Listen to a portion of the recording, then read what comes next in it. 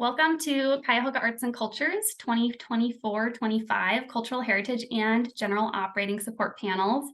I'm Julia Carey. I'm a grants manager at CAC, and I'm here with my fellow staff, Maya, who's our co-chair, as well as Laura, Davon, Jill, Meg, and Jake, the rest of the CAC team. For audiences joining us online, you can find the captioning by clicking the live transcription button at the bottom of your page. Thank you to our panelists for serving on our live public panel, for learning about our process, our applicants, and our funding criteria. And thank you to our listeners joining us as audience online. Cuyahoga Arts and Culture is the local public funder for arts and culture in Cuyahoga County. Our mission is to inspire and strengthen the community by investing in arts and culture. Before we begin, we do want to acknowledge that the land we stand on and the place that we call Cuyahoga County is land that was claimed by the United States government through force, displacement, and treaties negotiated in bad faith. We acknowledge those of the Shawnee, Miami, Erie, Ottawa, Potawatomi, and Haudenosaunee Confederacy whose lands we stand on, and the thousands of Native Americans representing over 100 tribes who currently live in Northeast Ohio today. And we thank the Lake Erie Native American Council for helping us to develop this acknowledgement. We also want to take a moment to lift up CAC's value of equity. We choose to lead with racial equity in our work because the creation and perpetuation of racial inequalities is embedded in government and grant making. We confront the white supremacy that resides in our work because racial inequities across all indicators of success are deep and pervasive. We also recognize the power and potential that organizations who produce arts and culture programming have as bearers of culture. These institutions have the power to write the narrative about who belongs and who is valued. We encourage arts organizations to connect with resources to advance equity in their own work, and you can visit cacgrants.org/equity to learn more. It's also important to note that CAC does not make grants or funding decisions on the basis of race, color, sex, gender identity, sexual orientation, national origin, religion, disability, or any characteristic protected by law. So the panel today will review applications for two separate grant programs, Cultural Heritage and General Operating Support. The purpose of the Cultural Heritage Grant, where we'll start today, is to support and strengthen the community by providing flexible support to organizations that are representative of a culturally specific population. Before we get started, though, I'd like to introduce our Executive Director, Jill Paulson, with some words for our panelists and applicants. Good morning. Thank you, Julia. You're going to do a great job chairing, and I appreciate all the work you've done leading up to today. My comments are brief as they always are. It's really just giving thanks to all of you on this call, both the staff who spent the last almost year pulling this together and hundreds of hours of technical support and cheerleading with all the applicants before you today and those later this week. And then to our panelists, as always, you are extensions of our team. You're doing the good work, and we trust that you'll really stay focused on those key funding criteria as you move forward. That's really essential to what we do, and it's how everyone feels like and does get a fair shake. It's also important that we're doing this live and that it will be recorded and it will stay on our website because it's important for us to do our work in open, transparent ways. And hopefully folks will continue to use these recordings into the next couple of years as we all work to get better at what we do. So that's all I'm here to say. It's lovely to see some of you for several times you've been panelists, and those of you who are new, thank you so much. Again, many appreciations to both our applicants today and my staff and teammates who are doing all the hard work. So thank you so much, and I'll be watching now online. Thank you, Jill. So at this point, I'm going to ask each panelist to briefly introduce themselves. So please share your names and pronouns, where you're located, and your professional connection to arts and culture. So we'll use that same order if you guys can still see it that I've got plugged in to the chat right now. Hi, I'm Kat Bloomfield. My pronouns are they.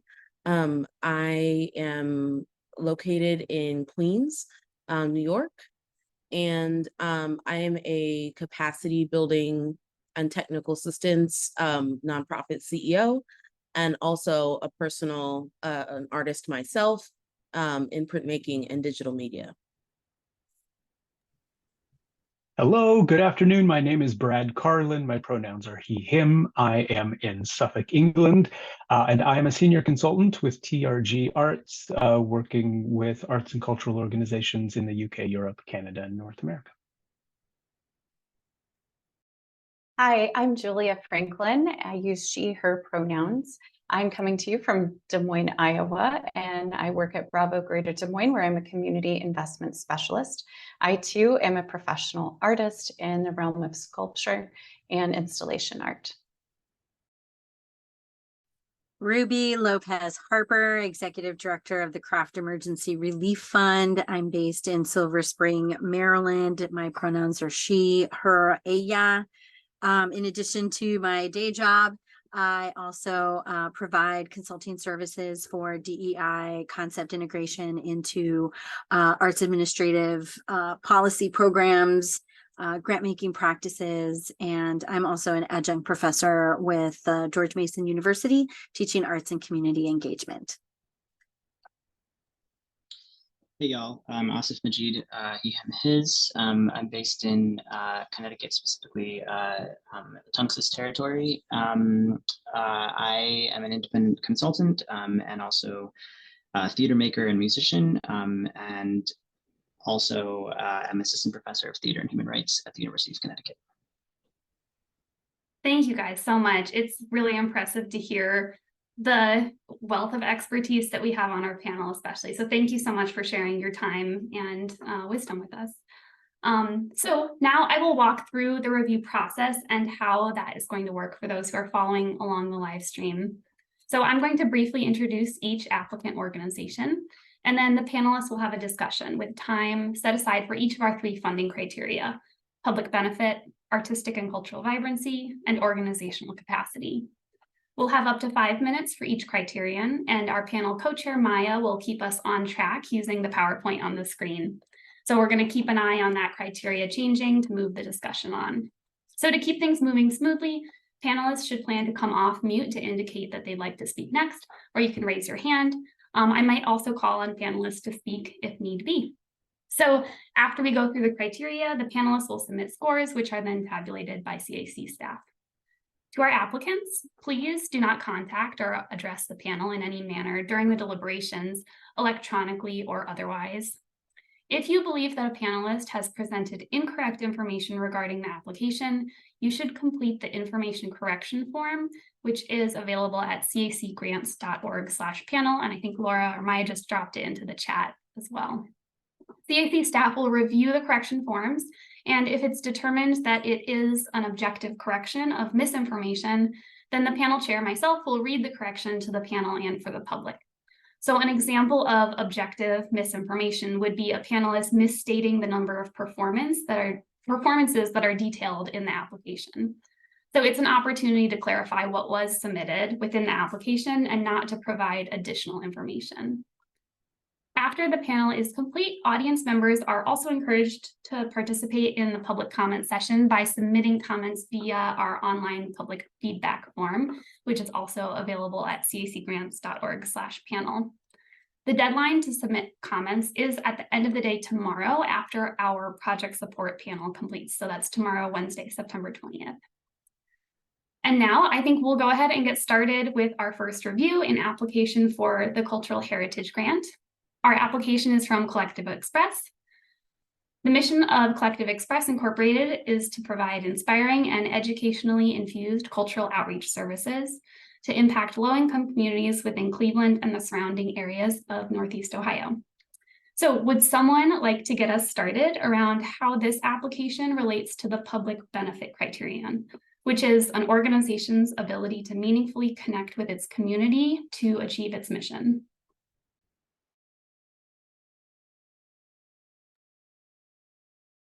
Who wants to break the seal? I'll go for it. Oh, go ahead, Julia.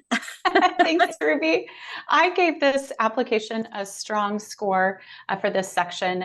They have a really great example of collaboration with hosting with other organizations and schools. And it clearly shows that they understand, respect, and share power within its community.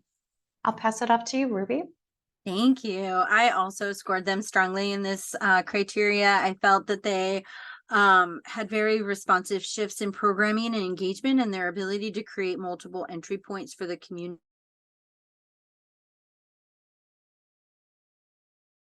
Did we just lose Ruby or is that me? Oh, sorry, Ruby. Does someone else want to pick up and she can hop back in when she's on?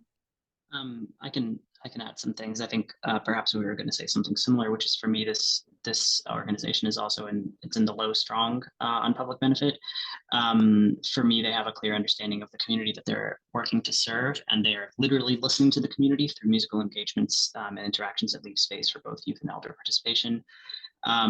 They're diverse age-wise, but not racially, and in the sense that they're identifying as as a Black-led organization that is specifically serving Black communities, but that's okay because they're self-defining their community and serving them appropriately.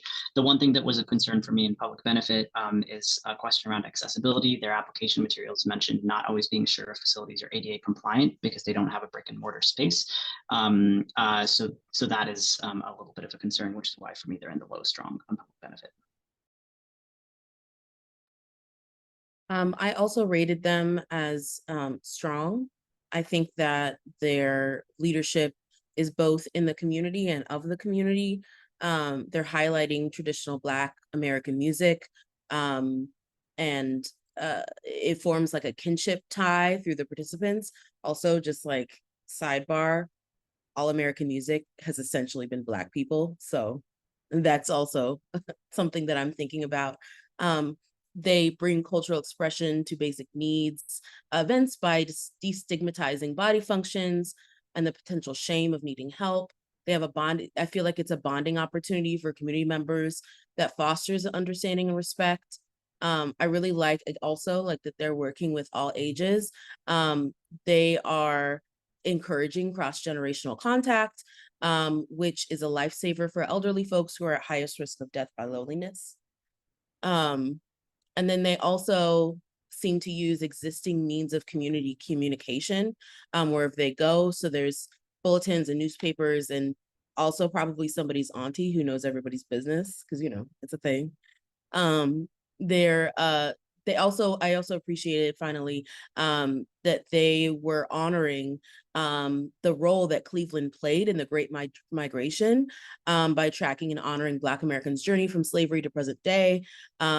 They're not just listening to their community, they're listening to the ancestors. Ruby, I think we lost you mid-sentence. Was there something you wanted to finish saying earlier? I mean, not now. Kat gave such a amazing feedback. Yeah, I don't know what happened. It blipped. So thank you though. All right, I guess next we'll move on to our next criterion, artistic and cultural vibrancy, which is an organization's ability to create relevant and engaging work that furthers its mission. Who wants to get us started?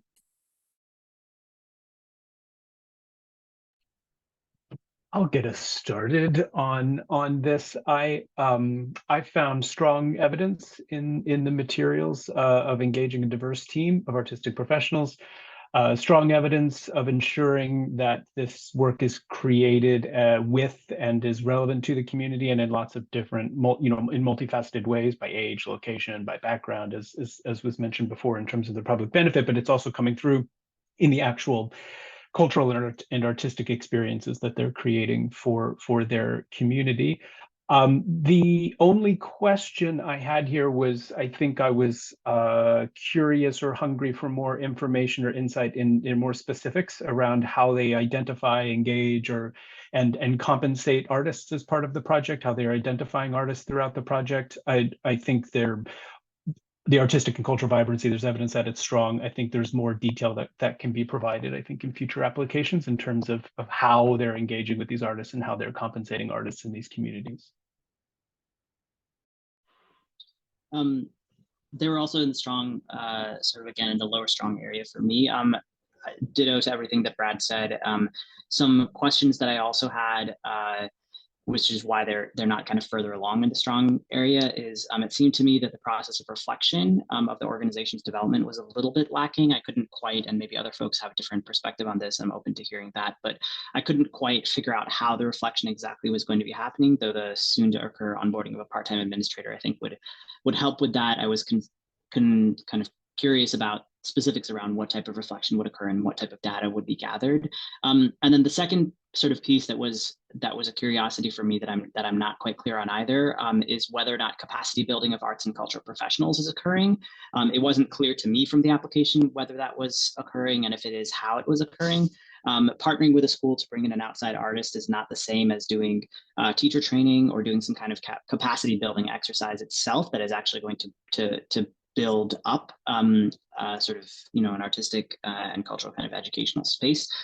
So that was a question for me, but in general, generally across the board, otherwise strong in this area. One thing that I wanted to call out was that I appreciated the intentionality around extending opportunity through the partners, and providing additional show options for artists to be engaged. I do want to call out they do reference building capacity for contributors around some guides that they created for use of the platform, and they received a grant in 2022 to support creation of content form and tutorials for the organization. So I don't know if that satisfies or if you were looking for additional information, but I did want to mention that. And I also want to call up that staff has been participating in DEI groundwater training, which I think is a really great way of building the capacity and understanding, especially for such a community centered and grounded organization. Cool, thanks, Ruby, appreciate that. I also want to echo earlier comments that I had some questions as well about wondering whether more data collection is important and a priority if they aren't truly reflecting on what they have and what they don't have and understanding those gaps.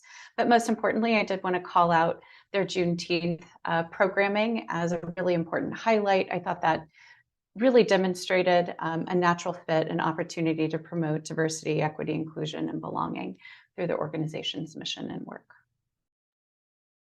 I also had questions about the means of gathering data and then improving programming.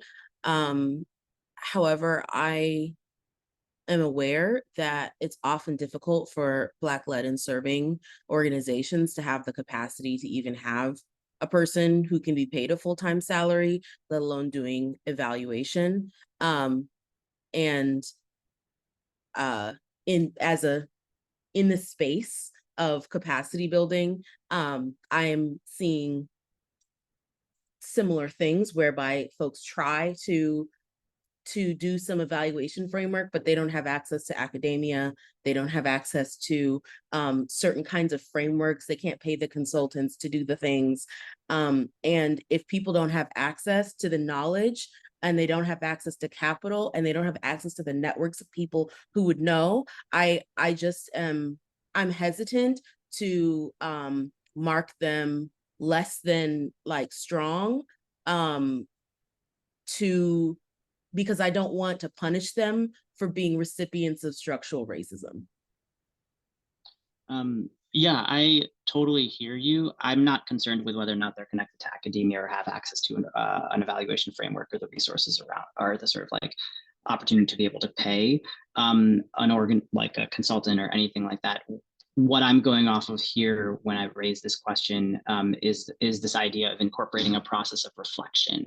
And that reflection can look a lot of different ways for a lot of different organizations. And what I did not see particular evidence of in this specific application is how that reflection is occurring. It doesn't matter to me the scale. It doesn't matter to me whether it's informed by academia, right? I hope that my position in an academic context is not sort of influencing the idea that is what, because I honestly that's less kind of important to me, as more sort of just an articulation of, is an organization naming for themselves whether or not they are doing reflection, and if so, how, and at whatever scale happens to work for them. From my reading of the application, I did not necessarily see that articulation, and if I've missed it, folks can feel free to sort of point out, as Ruby did, something that I might have missed. But I think that's what I was a little bit more wondering about, and I think would be something that could strengthen a future application. Thank you. So we are going to move on to the final criterion here, organizational capacity, which is an organization's ability to successfully plan for and manage its resources.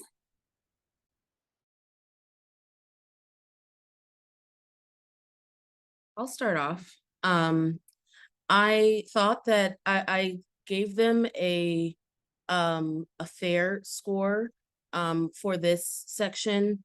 I think that the staff are deeply steeped in the culture of Blackness and Black history in Cleveland. Not only are they professional musicians, but one is a recording artist signed to a label, and another is a nurse practitioner providing medically accurate menstruation education.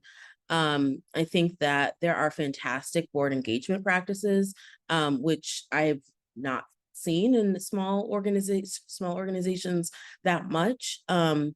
And this grant would be helpful in implementing the lessons that they've already learned with the Cleveland Foundation in the cohort that they were part of. As a professional fundraiser, their braided approach to funding is a great sign for growth. However, they are intending to have an administrator both manage the grants and create and implement evaluation systems, and that would likely be too much work for one person. So I really wonder how realistic their planning budgets are. And then I also just noted in the checklist, like, even if there is just one employee, the executive director or co-executive directors, if that's ever the case, should be given a performance review. It is important to establish early so that the founder maintains an appropriate relationship with the board. And, for the future, a confirmed professional relationship with consistent feedback and an annual review makes it much easier for future succession planning.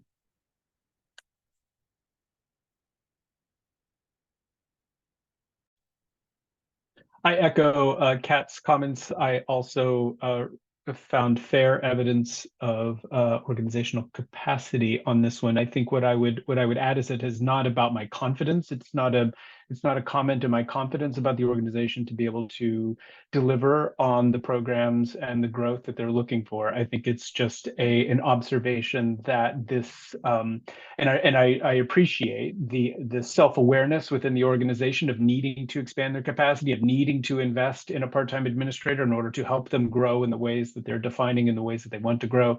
But I want to underline and underscore what Kat said about what I saw appear repeatedly within the application was reference to, oh, and the part-time admin will do this, and the part-time admin will do that, and the part-time admin will do this. And I started kind of keeping a list. And I said, oh my, that's a lot. That's a lot being put on the shoulders of an organization that hasn't had a lot of formal administrative leadership to begin with, and is making this really difficult transition into a more formal administrative structure from a informal founder-led, artist-led, community-led organization. So that's a really difficult transition to make. And so I just want to highlight, I have all the confidence in the world to be able to do and grow, but also want to recognize that this is a really difficult step, and there may be a lot of weight they're putting on the shoulders.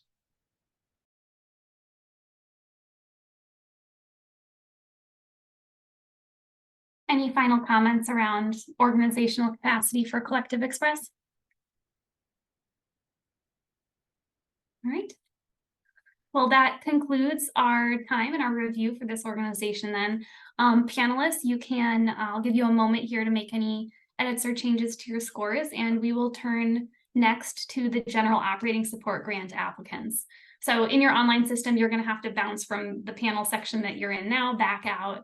And so we'll give you a moment here to get that started. For our audience, the purpose of Cuyahoga Arts and Culture's General Operating Support Grant is to strengthen the community by deepening its access to arts and culture through meaningful, multi-year core support to arts and cultural organizations based in and serving Cuyahoga County.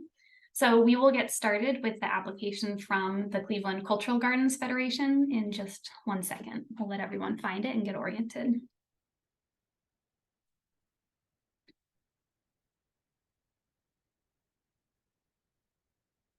So the Cleveland Cultural Gardens Federation's mission is to preserve, promote, and grow the Cleveland Cultural Gardens in Rockefeller Park. The Federation is the governing body for its member gardens and helps them thrive. It represents the cultural gardens in the community and acts as a liaison to the city of Cleveland and partner organizations while carrying out its goal of promoting the understanding of global cultures. Its motto is peace through mutual understanding.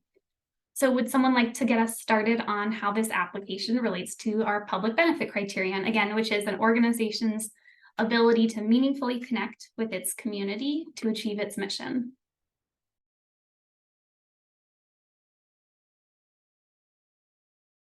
I can start. It might be a hot take. So historically, from just so that we have like some understanding, historically from around 1890 to 1915, Cleveland was a large destination for Black Americans during the Great Migration, as well as Jewish and Italian immigrants. I think it's strange that it's not mentioned as part of the cultural richness of Cleveland in its overarching statement. I also think it's strange that specific cultures and countries who have been included in whiteness are listed while all non-white cultures are generalized in regions. Well, I know the Works Progress Administration, which was part of its growth in its early time, was incredibly discriminatory against Black folks, as was the larger New Deal legislation and agencies. In 2023, I would expect that the self-identity and storytelling about this institution would have integrated the history of Black Americans. Given the majority of US arts and culture can be directly traced back to Black American cultural production, this is particularly glaring oversight that indicates Black American cultural erasure. I would like it would be like New York City history, not talking about the Harlem Renaissance. For Cleveland, for context, Cleveland is 47% Black. The mention of all non-white cultures without even the specificity of countries or the Great Migration tokenizes non-white cultures and does not demonstrate listening, inclusion, accessibility, respect, or sharing power. We can learn a lot about how an organization operates based upon how they describe themselves and what is important to them. Yeah, you certainly mentioned, sharing power, which is one of the examples that an organization can use to show public benefit. Can you articulate a little bit more about how your notes here tie into that public benefit criteria of meaningfully connecting with its community to achieve its mission, whether the organization is or isn't demonstrating that in particular? Sure. I am curious and concerned about their ability to connect with the fact that again, 47% of Cleveland is Black. And if we look at their board, I mean, this is going further into like their capacity and, the things that they've mentioned, right? Like their board is from predominantly like it's like Eastern European, and I think there was one like there were some Middle Eastern folks, and there like those gardens that were named were not like it doesn't feel like they have a proportional representation.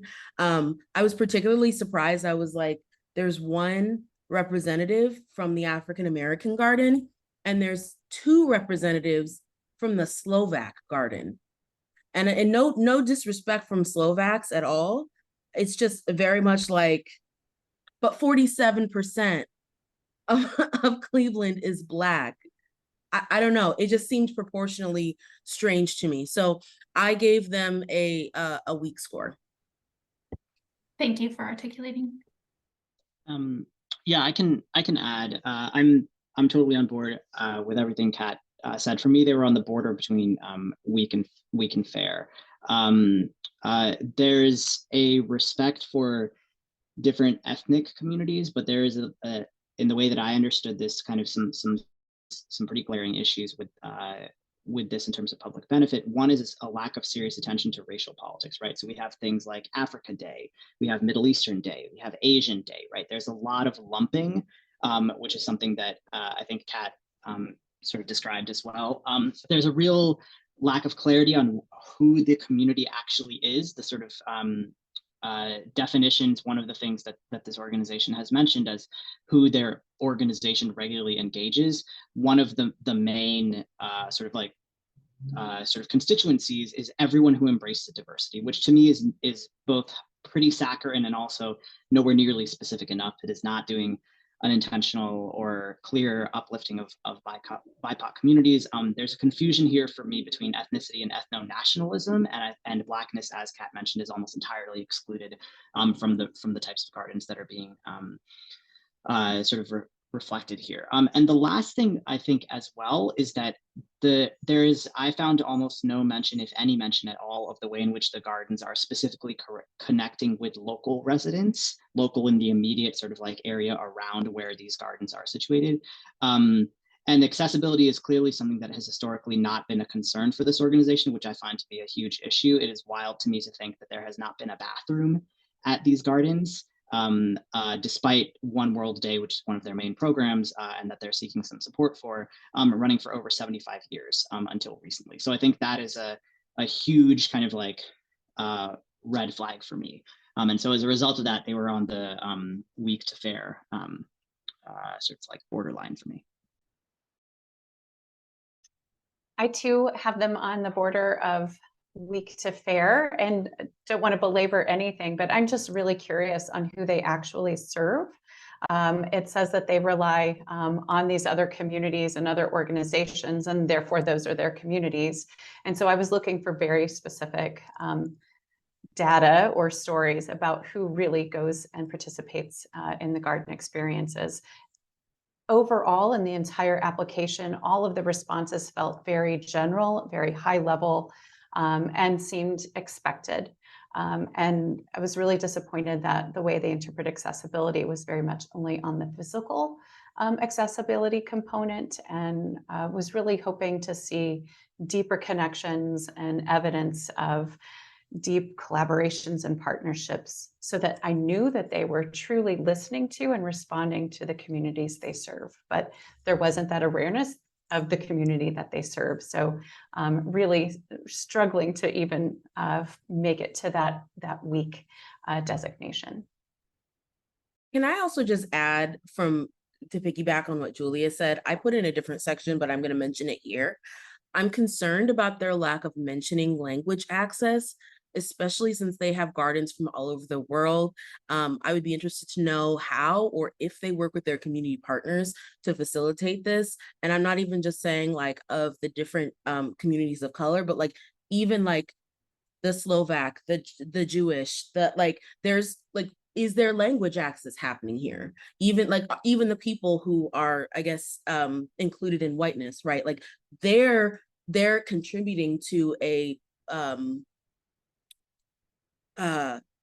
blandness, right? By not even acknowledging the language differences that those communities would have. So I just don't like the homogenization.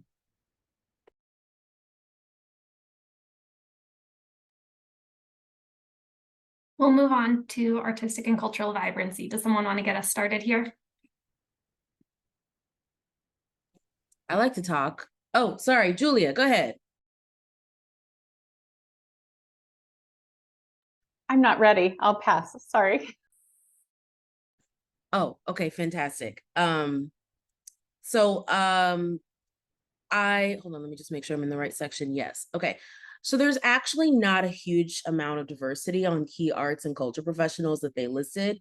It's great that their board is directly representative of the cultural gardens. It is, however, a bit strange that there were, and I mentioned before that there were 2 Slovak representatives, no West African, Central African, or South African representatives, and only 1 African American representative on the board, when Cleveland, again, is 47% Black or African American.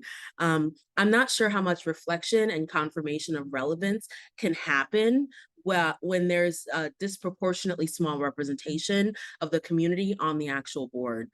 For context, and see, I was just over here crunching some numbers.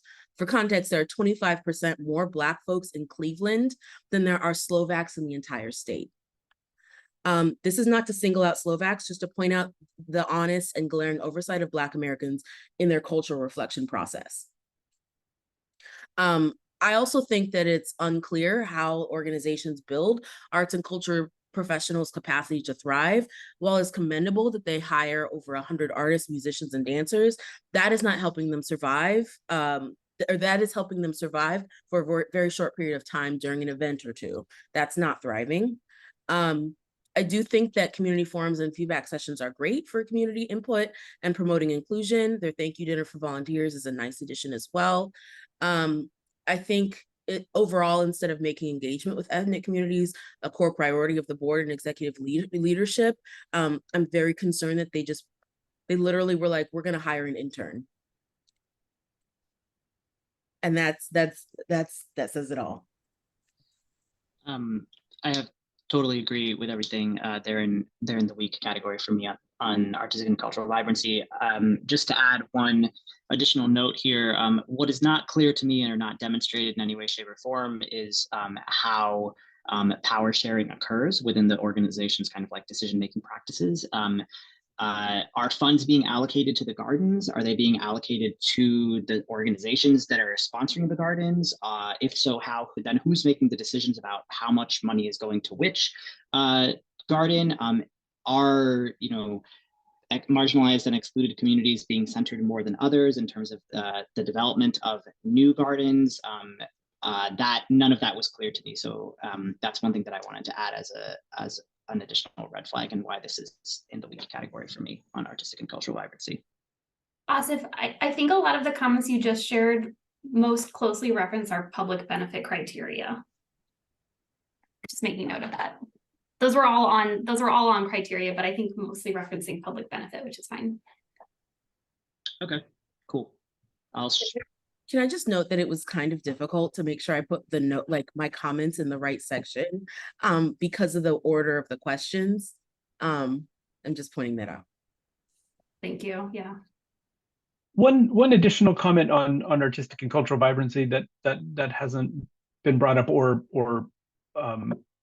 maybe deserves a little more explanation around. For me, where this is a big part of why I ranked this in the fair to weak category on artistic and cultural vibrancy, was largely around the rather passive efforts around reflection. There's talk of surveys and just saying we're taking surveys and we will share them with all stakeholders without sort of describing, well, what's in these surveys and what are we asking and what are we learning and how are we taking this information and then putting it into how it's impacting programming and how programming and decisions then are being evolved. And so for me, that's a key indicator around how vibrant your programming is how much you are actually listening, how seriously are you taking the listening to the audiences and the people that are engaging with their programming. How much weight are you putting into that, or are you ticking boxes to meet funder or partner requirements around taking surveys? So it's important in future applications to really connect the dots there between the listening and then the responding and the action. Ruby, did you have any comments around this or the next criteria? Just want to make sure we had space for you.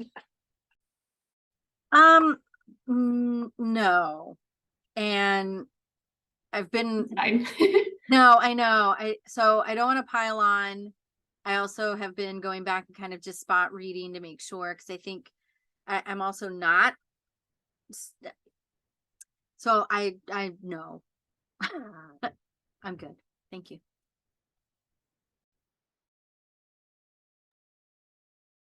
So moving on to organizational capacity, again, an organization's ability to successfully plan for and manage its resources.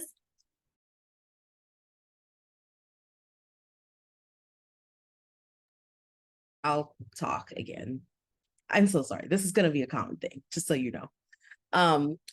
So I'm a professional fundraiser again. They note that they're planning to develop short and long-term fundraising goals. I'm confused how they've been operating without these goals, especially having, I think, 2 main events per year. It's great that they're aligning their financial planning with their strategic planning. That's kind of a baseline thing to do. Their focus groups planned. I like that they had focus groups planned for OWD, One World Day. I think it's great. Like I was like looking for some kind of a more substantial data collection process. And however, they're given their assumed limited engagement with a large part of Cleveland, I'm concerned about how they will reach out to people who are not already attending it. It would be helpful if they had demographic information about attendees to their events, even if it was estimates. I understand that it's possible to sort of pull information from people who are already are more likely to attend your events for a myriad of reasons, but like it may not be representative of Cleveland. And so then you're surveying people that may not be full representation. And so you might be missing a critical piece of feedback.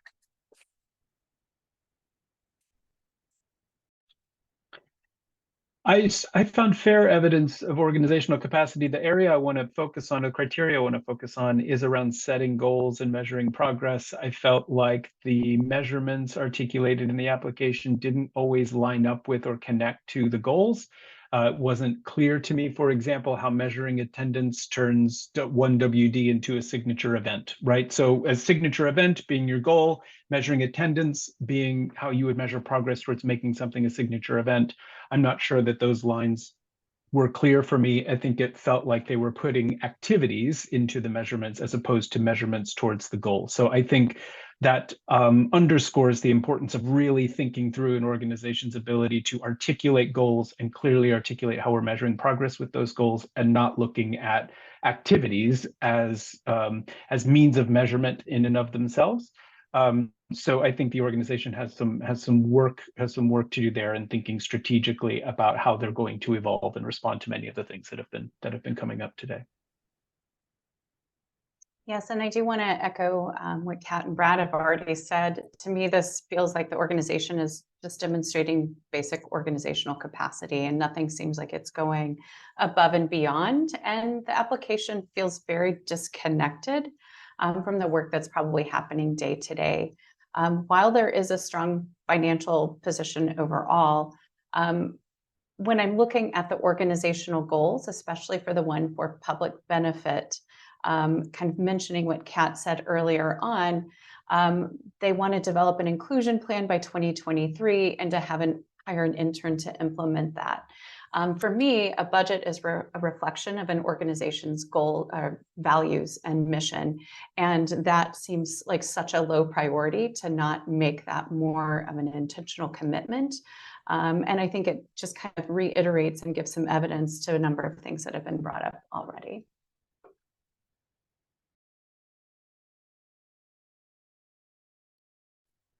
Any final comments here around organizational capacity for cultural gardens?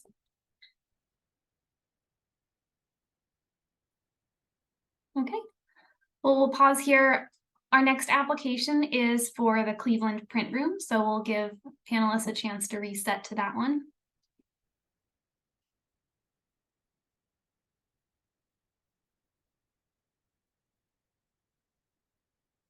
The mission of the Cleveland Print Room is to advance the art and appreciation of the photographic image in all its forms by providing affordable access to a community darkroom and workspace, gallery exhibitions, educational programs, and collaborative outreach.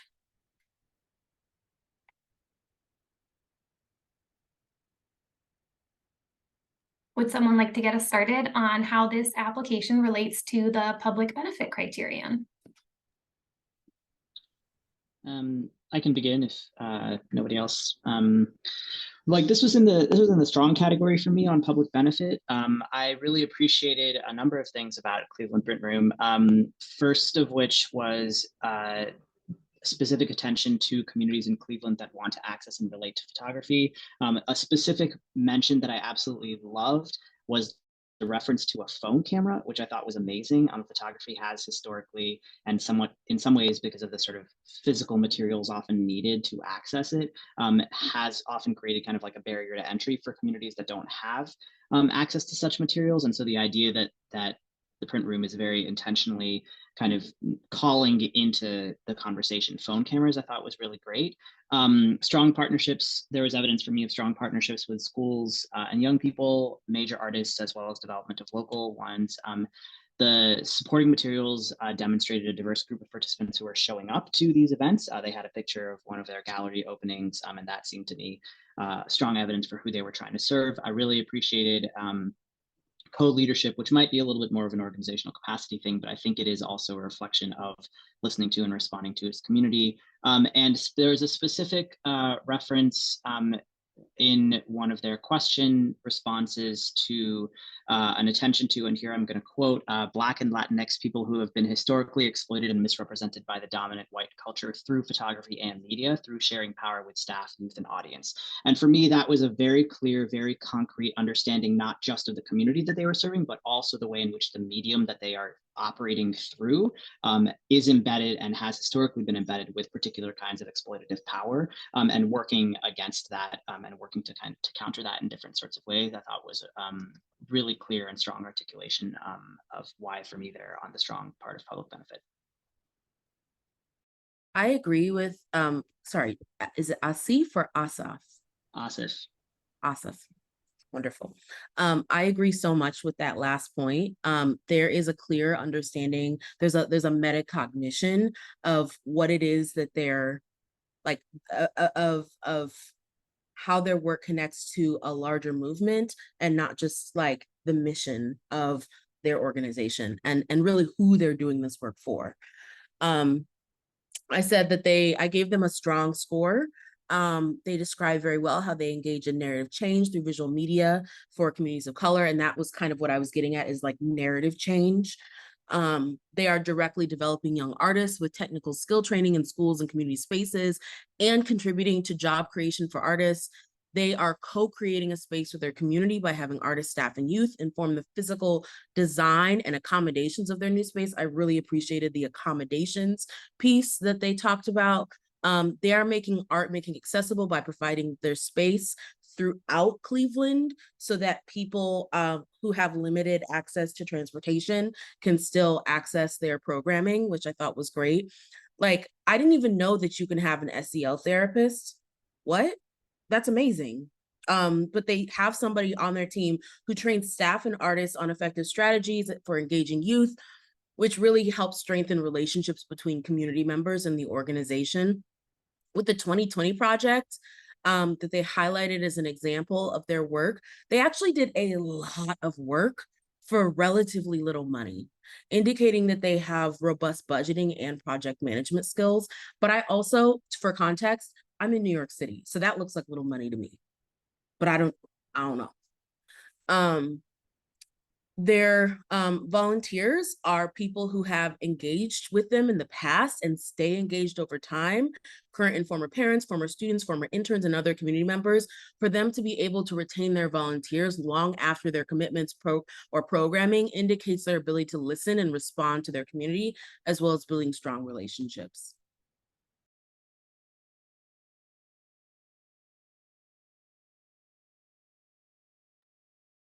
Any other comments around public benefit? We can move on to how this organization addresses artistic and cultural vibrancy in their application.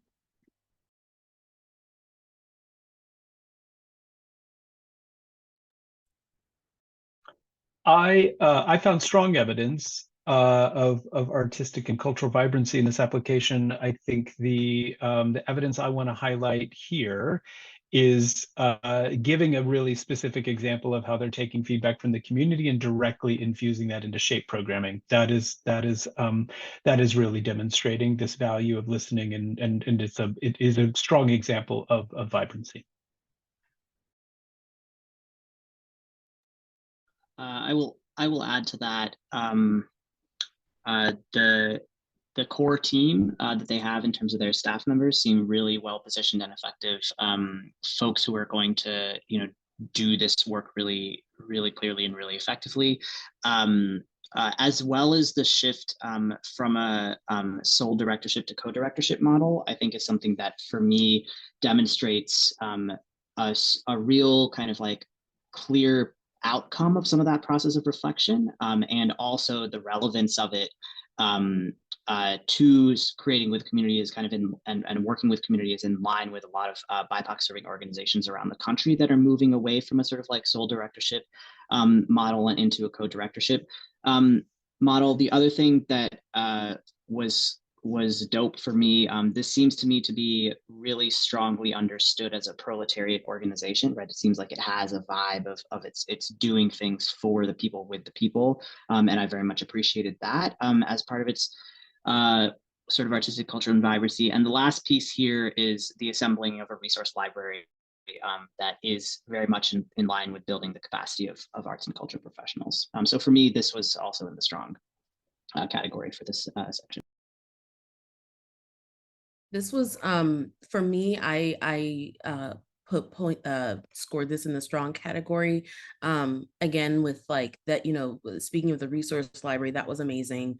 But I think that they had one of the most tangible means of describing how they are deeply investing in their artistic community. So they're doing they're meeting the financial and in-kind needs of working artists. So they're providing space, access to equipment, professional development, and fair pay.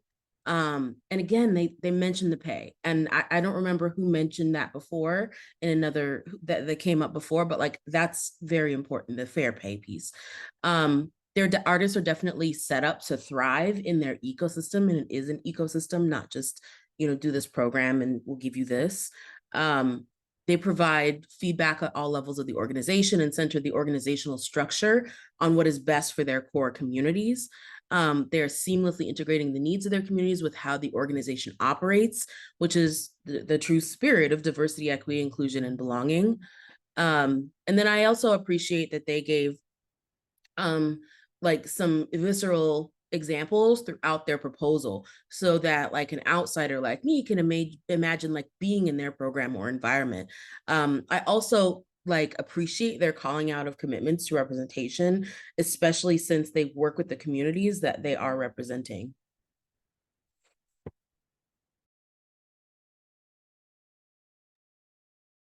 Any final comments around artistic and cultural vibrancy here? Just to add and kind of sum up this section, this organization is so very thoughtful and intentional in how they're recruiting and retaining diverse staff and board members and volunteers. And really that aspect of diversity, equity, inclusion, and really belonging is at the heart of all that they do. And I think it's woven throughout the entire application, really focused on improvement and listening and working with community.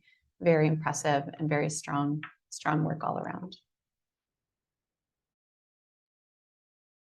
Thank you. We can move on to talk about organizational capacity. Again, an organization's ability to successfully plan for and manage its resources.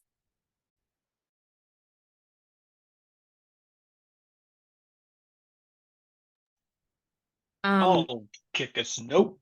Go ahead, Kat. Go ahead. Nope. Okay. Look, I talk a lot. Go ahead.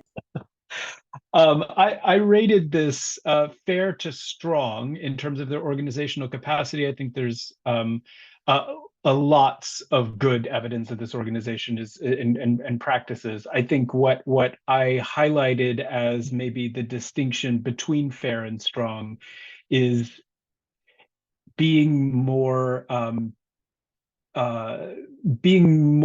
explicitly aware of the challenges on the organizational capacity that the organization is facing because of its capital project, because of the adding of a facility, looking at the operational deficits that are starting to accrue in recent years, as would be expected as you are ramping up and you are building capacity and you're working towards a capital campaign.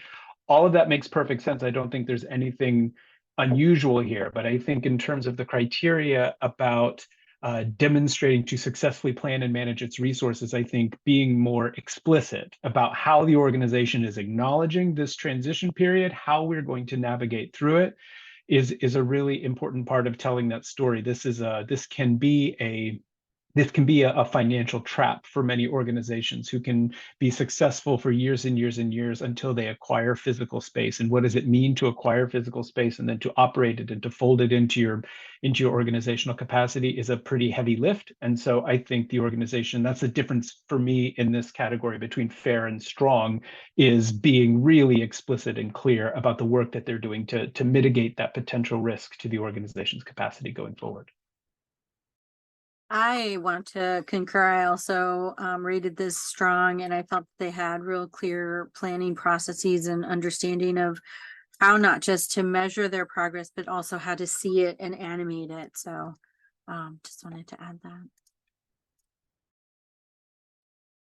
My thought process was sort of, I rated them strong, and it was kind of evolving as I was reviewing each section, each part of this.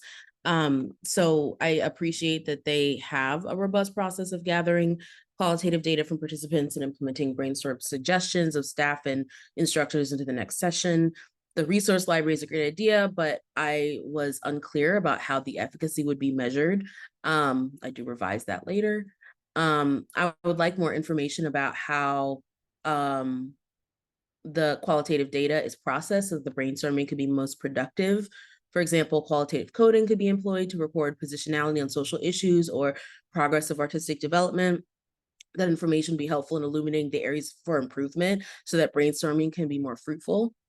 I thought that they had a really good funding strategy. They're skillfully arranging funding sources to shore up the weaknesses of each funding source. For example, earned revenue can be much more consistent than grant funding, but requires somewhat different skills in business development. While those skills are being developed, they can pursue government funding and partnerships. Government funding is often reimbursement based or late, so the consistent earned revenue and less consistent grant revenue can help fill that gap. And so just like a sort of, when they talked about a braided funding strategy, I appreciated that they were considering the weaknesses and strengths of each of those. And so when I got to their goals, I actually realized that they lay out exactly their program improvement process. And so like they even talk about how they will interpersonally measure progress against goals. So they say that they're going to have intentional, honest discussions. And like people are often very much about focus on the task and not the process of doing that task. So I appreciate they pointed that out.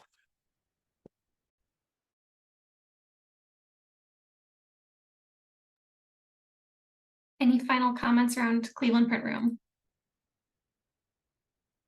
Great, thank you. Our next application is from Collective Arts Network. We'll get started there in just a moment.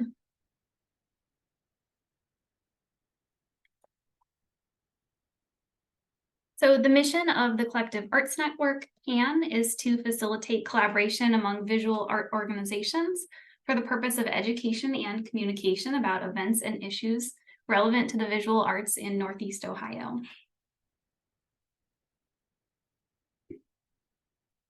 Does someone want to get us started around how this application connects to public benefit, an organization's ability to meaningfully connect with its community to achieve its mission? Ruby, I see you're here. Yeah, I'll start with, I rated this area strong. I felt that they had a lot of evidence in their narrative, specifically through responsive shifts in programming and engagement, ability to create multiple entry points for the community, and leveraging relationships to broaden and deepen their reach.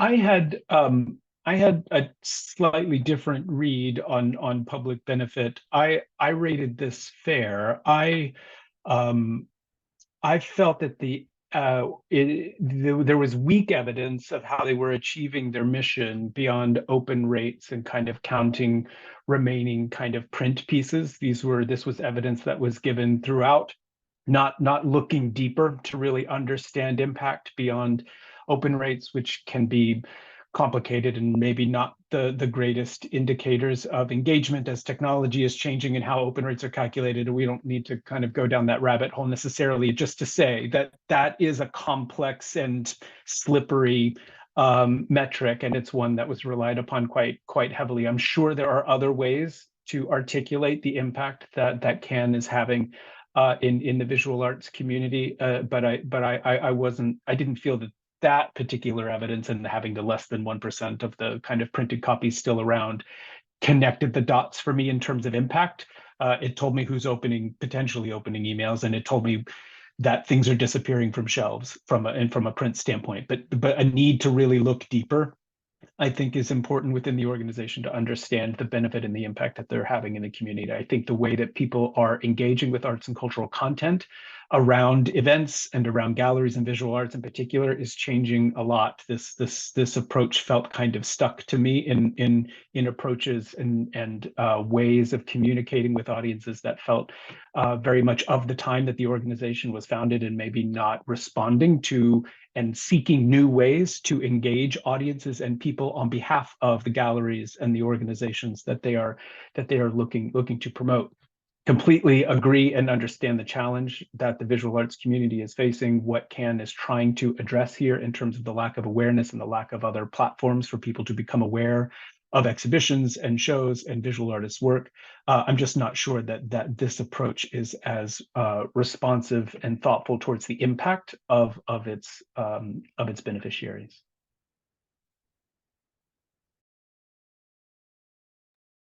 I had complicated thoughts about this. I appreciate their history and that they were built out of community by community members, and they were working to support BIPOC artists, organizations, studios before 2020.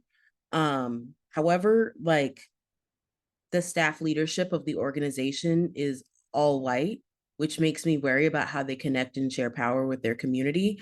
And I say that because sometimes hearing things from a community, not your own, can put you on guard, or important points could be filtered out because of pre-existing beliefs and ideas. I'm trying to give them the benefit of the doubt, so I rated them between fair and strong. But I'm just not sure if this is a sort of performative diversity parade. They crowdsource support from their membership and enable greater reach of their platform, which I thought was helpful. Like, they were really relying on that open rate. And I thought that they can exist as a useful companion, but I also agree that there's some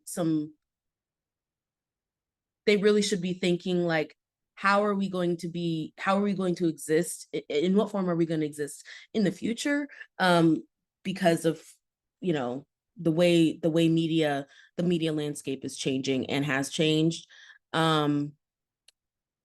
So I do wish I had some demographic information, because the arts, especially fine arts, tend to get very white very quickly. I'm not sure if they are truly engaging diverse communities, especially with that open rate, or if they're continuing an American tradition of POC exclusion with like high non-POC engagement. Again, I'm trying to give people the benefit of the doubt, but I don't know, girl.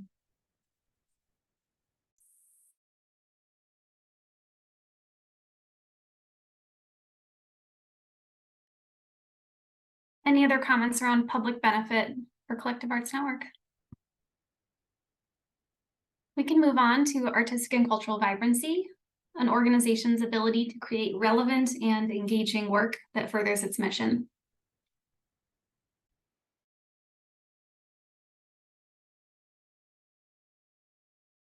I have a hot take. I don't know that creating guides on how to use their platform is building artist, writer, contributor capacity, but like building their own. I think that, yeah. I do appreciate, however, that they are connecting to other regions and highlighting artists in solo shows, which is very important for the development of arts careers. I also like that they connect the release of each issue to a physical community-focused event that specifically benefits POC venues. This is helpful in developing relationships with artists so that they may have the resource of the location in the future for free or low cost. That's helpful in building capacity. And I do like that they pay particular attention to where they source their writers, ensuring there's a sustainable pipeline for creatives who can contribute to their work. They might be I'm gonna say it again with the building their capacity thing. Like, I think they might be high in their own supply.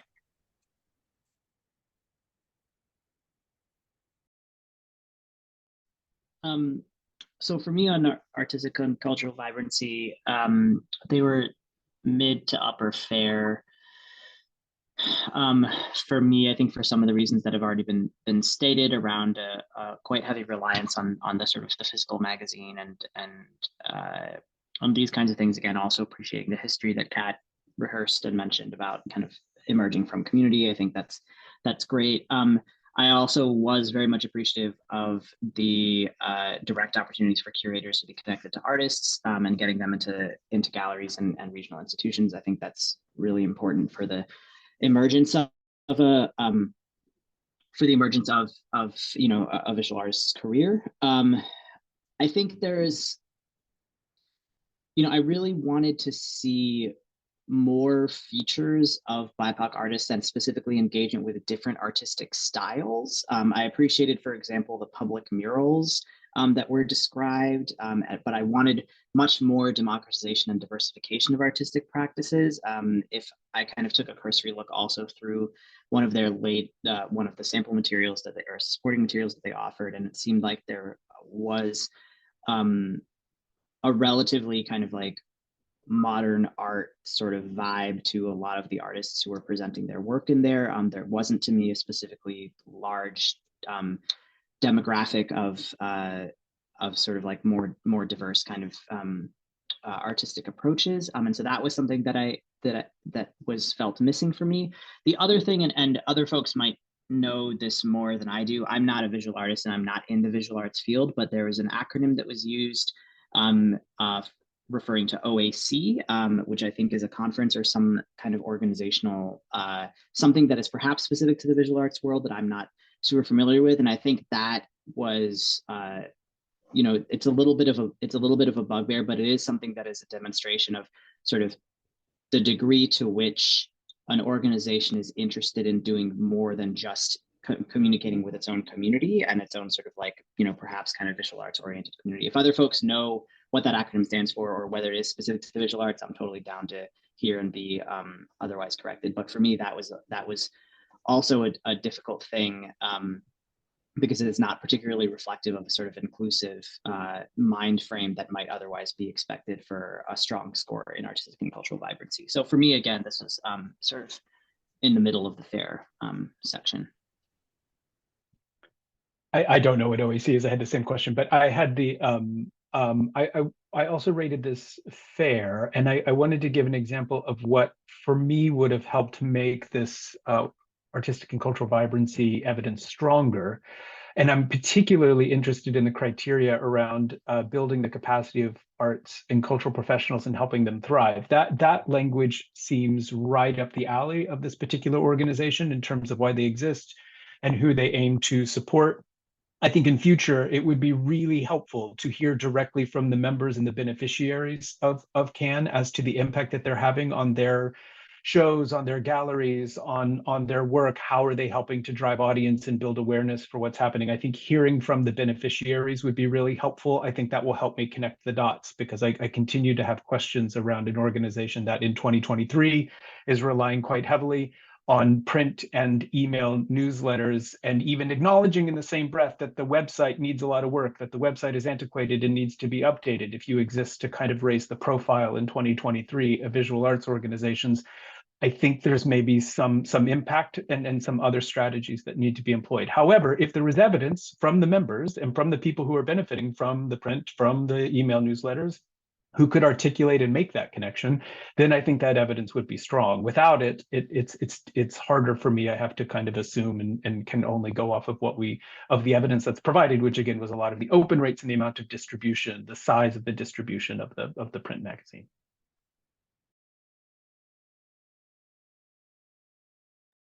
All right, we will move on to organizational capacity, an organization's ability to successfully plan for and manage its resources.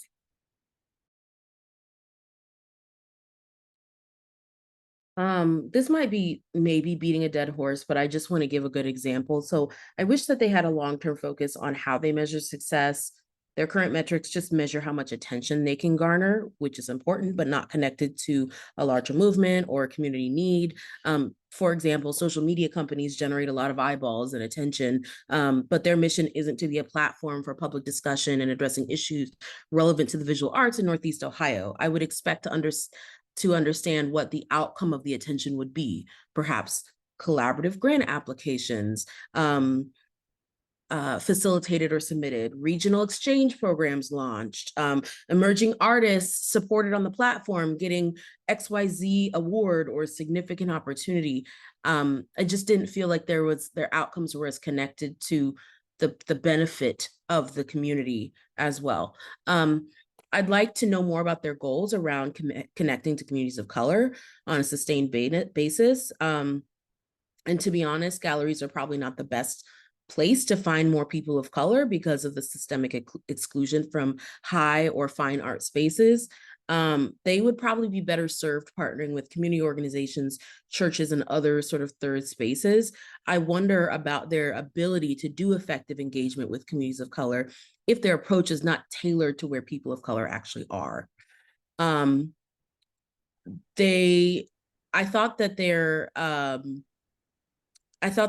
was good that they were thinking about, like, how are they going to monetize their high open rate? Like, I appreciate that they were thinking about that. They might discover that there are changes in the media industry that they have yet to uncover and take advantage of. But like, again, that also wonders, like, it does bring me back to like, what are the demographics of the people who are opening it? And is there disproportionate benefit for certain groups over others?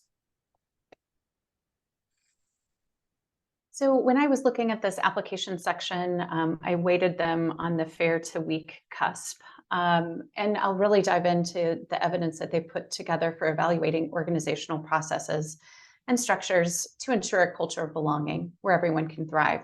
I did note that they had included their journal as a support material, and while it was solid, it was very much research scholarship oriented, and that was even supported with a letter from the public library. And to me, that was counter to what they had stated earlier in the application, where they were really trying to write and be accessible and not academic. And even when I look up at the board makeup and who sits on that board, that also supports this more academic focus or traditionally elitism that's part of that. And so I'm hopeful in future applications they'll consider ways to really think about their overall narrative and what they want to be seen as, and making sure those words and actions and practices all align, and make it sure that it's meaningful and inclusive. Yeah.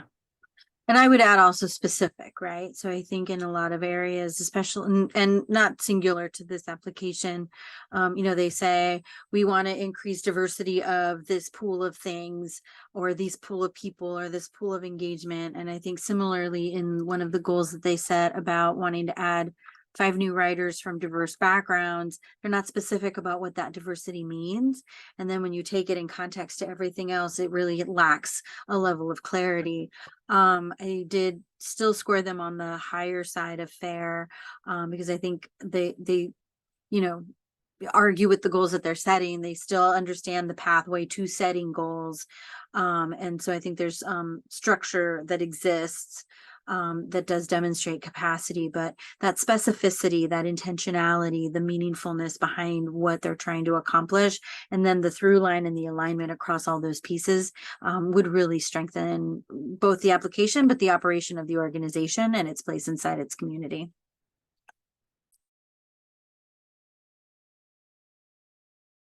Any final comments around Collective Arts Network? So I think we are at a halfway point. I'm wondering, panelists, you can, nod yes or no if you're interested in taking a short break right now. What's our thoughts? Okay. So we will do a 5-minute break here. We're going to come back, and the next application that we review is Fever Dream Productions, also known as Chagrin Documentary Film Festival. We've got the timer up on the screen, so if anyone's joining us, you can see when we'll be back. So panelists, yeah, feel free to go off camera, but stay in the Zoom here, and we'll see you in just a few minutes.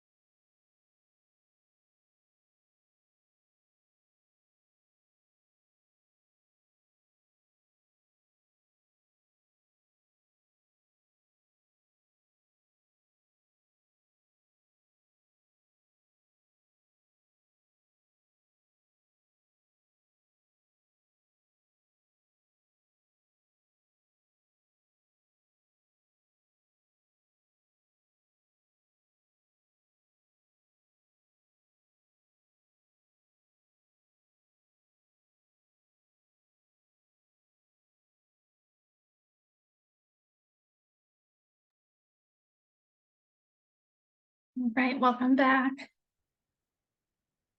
So we do have 4 more reviews that we'll get through. But again, if anyone needs a minute, please feel free to just interrupt and we can take another pause anytime as needed.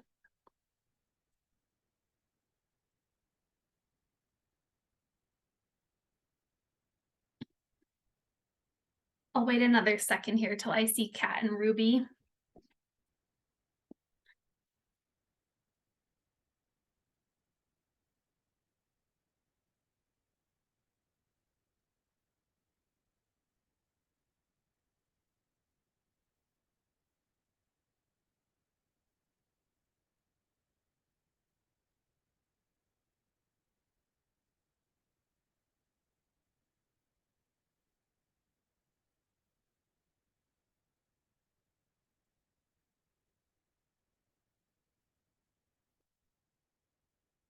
All right, we've got a Kat. Do we have Ruby? Are you back with us?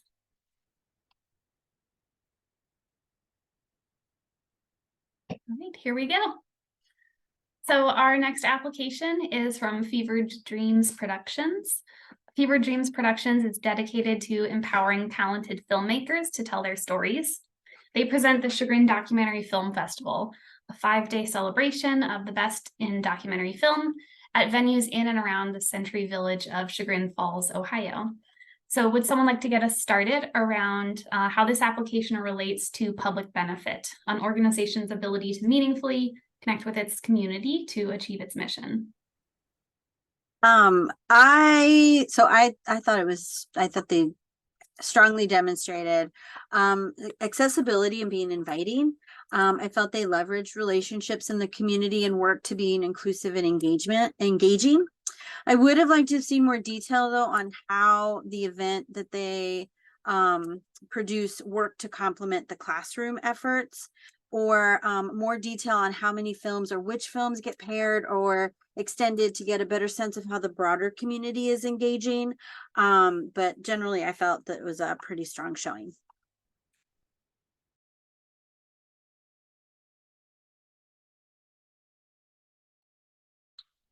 So I feel like I had a different take, perhaps than Ruby's. It's clear to me that this was a well-received and long-standing film festival. I struggled to find a specific definition of their community. If anybody else had something that might kind of help me in that regard, I would be that would be much appreciated. I struggled to kind of understand exactly who they were specifically saying was their community. There were also what seemed to me to be some sort of like pretty general references to issues around inclusivity, specifically around the idea of global cultures, which was kind of broadly articulated and relatively vague and did not seem to me to be particularly effectively articulated. There was a gesture to diverse groups. The reference of sort of like cultural films, whatever that might mean, are often paired with music and food, was also something that I saw in the application, all of which seemed to me to be very basic and not particularly demonstrating a sophisticated or nuanced understanding of multi-year interculturalism or how to curate a globally oriented film festival, even though that is sensitive and sort of like thoughtful, even though that's what the festival purports to do. So for me, this was in the fair category on public benefit. I also saw fair evidence. I agree with Asif that the definitions of community were not as clear. Although for me, I focused on their emphasis on filmmakers primarily, and then secondarily the audiences in and around the kind of and communities in and around the different locations where the festival takes place. But that was too broad in general. I would have liked more specificity there. I appreciate that they made reference to listening to their communities, although it wasn't clear how they were responding to their communities. I appreciated the inclusion of price accessibility and kind of mentioning that ticket prices are often subsidized. But again, a difference between, I think, a fair evidence and strong evidence here would have gone into more detail as to more detail around price accessibility other than free. if you're going to subsidize ticket prices, what are you subsidizing? How are they subsidized? For whom? Who are you targeting for that? Why the rationale behind that, right? Otherwise, it's just setting a low ticket price. What's the strategy, or what's the focus behind? If it's really a subsidy, who is it intended to serve, and how are you serving them through that subsidy? Why is that subsidy what it is? Is there evidence or work done to recognize that this is the price point we need to get kind of optimum engagement and participation with the people that we intend to serve? Or is it just low prices? And so I think that, to me, is a difference around price accessibility, just as one little facet of accessibility that could have benefited from more thought and more specific examples. One thing that I was just curious about was they like popped in a mention of a virtual streaming platform, and I'm kind of wondering how that fits into the mix of the subsidy and what what you just spoke about. And I'm also just like, I'm just trying to understand like how that even fits in with the larger business model and why. Especially given that like the streaming wars are just not it. Like they're all losing money. Like, so so I'm just kind of like, what's its role here? And also how much of your reach are you accounting to this streaming platform versus your engagement in the classroom versus your engagement with communities of color? Like, I don't really, it's very unclear who their audience is, like it has been said before.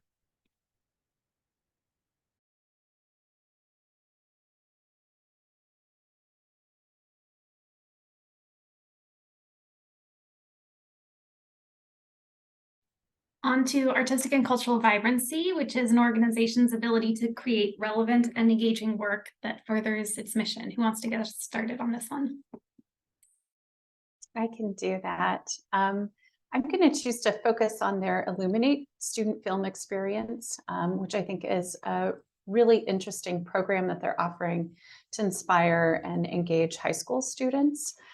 For that, I am kind of a little worried that throughout the whole application, it's missing a component where they're working with students or with teachers, unless I missed that, to really develop programming and events. Everything still seems like they are creating the framework, the curriculum, the film festival, everything, and people are just being invited or selected to participate after all of that's happened. So when I look at this, I'm trying to see that it's created within the community and finding kind of fair to weak evidence of that.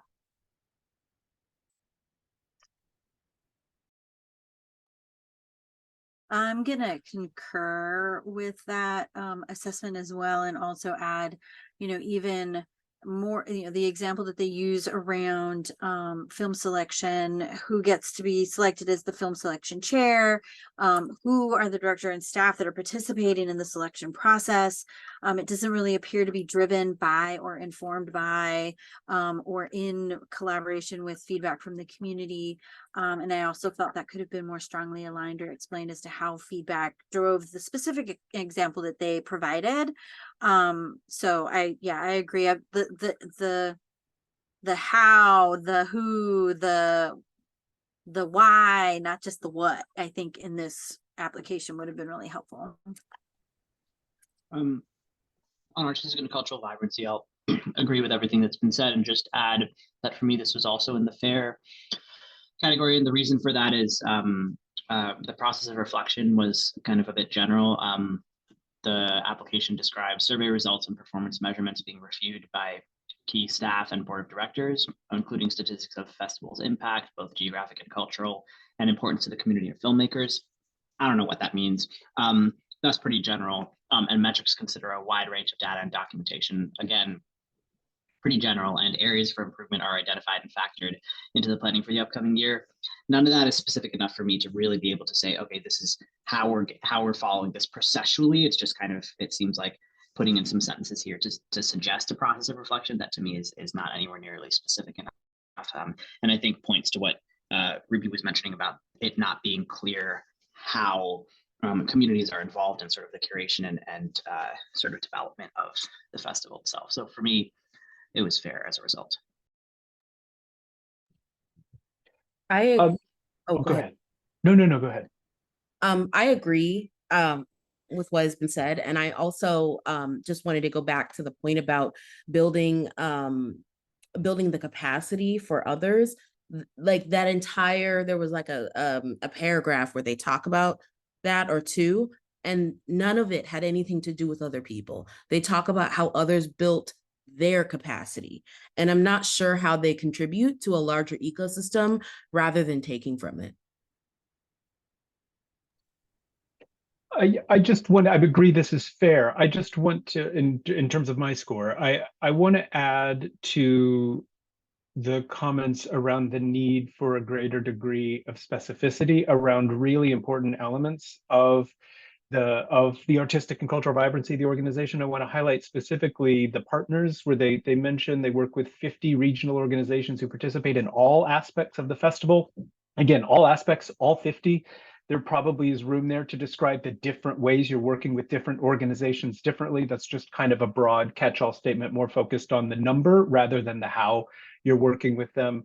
I think the film selection committee could probably have more specificity around, it's nice to know what their backgrounds may have, that they have film education and community knowledge, but what's the composition, what's the makeup, what are the priorities in terms of how you weight and measure those things, how are you circulating participation? These are volunteers who are playing a really critical role in determining what your artistic and cultural programming is within a given festival. I'm not sure that it's fine that they're volunteers. I'm not knocking that it's volunteers. What I'm concerned about is that this is a really critical step in making decisions, strategic decisions about your artistic offer that maybe feel slightly glossed over in how you're describing the strategy behind them. So more detail, more specificity in these areas would have given it a strong score, in my opinion. I just want to add to what Brad said in that, like, they don't even describe like other applications have said, like, this is the makeup of our board and staff. They don't talk about that at all. And so I know I just be like, I'm hammering on the representation thing. I only know it's like 10% of the work, but I am still like, I need people who you're trying to target to be in positions to be able to curate the experience. I don't know how folks curate a film festival that addresses so many different lived experiences without some clear understanding of that lived experience from staff, leadership, and the board. And I also am like confused about how that selection committee can create films that are supposed to appeal to multiple marginal identities. It sounds very much like they just made a phrase and were like, that sounds good. But upon further examination, there's not very much information. And then also they don't have enough information. I don't have enough information to generally assess if they're recruiting or retaining a diverse staff and board that can carry out the mission. Just not enough information. We'll move on to organizational capacity, an organization's ability to successfully plan for and manage its resources.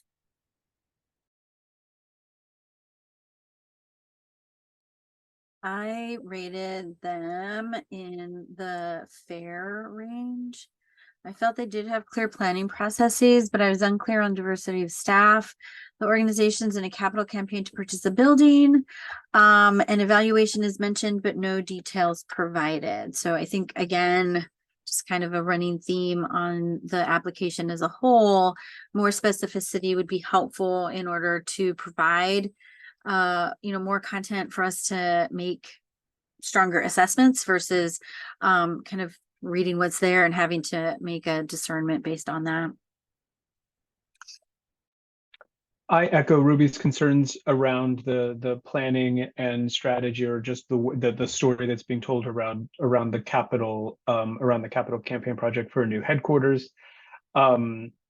The other thing I wanted to raise was around goal setting. I rated this fair, but again, a strong application would have had, I think, a stronger connection in their goal setting to their 5-year strategic plan. I don't know if it was an oversight or an omission. I questioned why of the goals that they mentioned, none of them were pulled from their strategic plan, but they say they have a 5-year strategic plan as a part of. So why aren't we connecting the dots between these goals? Maybe they are. maybe it's just a function of not being clear in the platform. But I think especially in a moment where you're taking on a capital campaign, you're taking on new headquarters, and you're wanting to apply for organizational support at the general operating kind of level, that we need to understand what the bigger picture strategy is around the goals that are being set, and how what we are looking at aligns with those goals. Yes. Oh, go ahead. Oh, go ahead, Kat. No, you can go ahead. Okay. I am really concerned that they are building a building, and I didn't really see evidence that that was something they could pull off. I know with the goal, I know they've been raising money, and they do have some financial, they are in a pretty good financial position to do that. But I was surprised to see in the funder report that right now 3 full-time staff makes up 1/3 of their operating cost. I just don't see how they're going to take on the operation of a physical building and do year-round programming. And it just seems like a huge disconnect. I think it's a really exciting goal, but again, going back to Ruby's earlier comments, how, why, really wondering if this is the right thing for them to do. But yes, I didn't really see them meeting many of these goals. I marked them at fair. They do have financial position, but not sure they're meeting any of the other examples. I agree with Ruby and Julia on this. And also with Brad. I just like, why are they having, what it looks like that they're doing a film, like a film theater, a physical retail building. And I'm just kind of like, why is that related to what your community has demonstrated that they need, or to fulfill your mission? Like, it's kind of unclear. And then also like and I'm seeing with like, it seems like they go after new shiny things because they've got like the streaming service, and now they've got their like building, and they're not significantly tied to any kind of outcomes for the community. And I agree, it seems like a lot for a small staff. Like, you already have a streaming service, now you're trying to add a physical building. I don't know about that. I also just am like wondering about the wisdom of opening a theater, especially post-pandemic. I mean, many of the ways that commercial theaters are trying to keep themselves financially viable is to make much of their offerings more premium. And so that results in greater cost for the person attending. But I also am aware that with commercial film,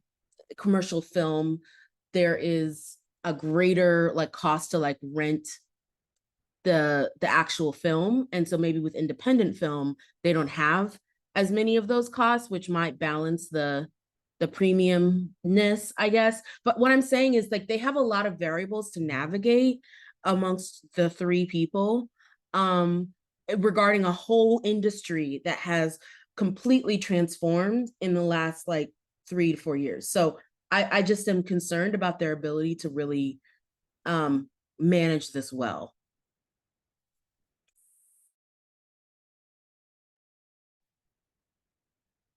Right, thank you all. Our next application is from Front Exhibition Company. So I'll let you guys flip over to that one.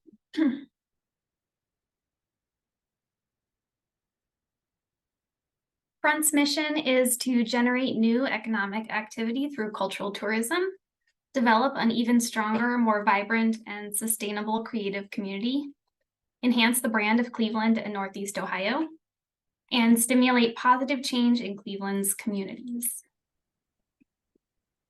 Would someone like to get us started around how this application relates to the public benefit criterion, which is an organization's ability to meaningfully connect with its community to achieve its mission?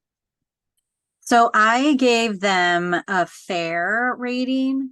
I really felt that the bulk of the responses that related specifically to this section and the criteria itself were really general and vague.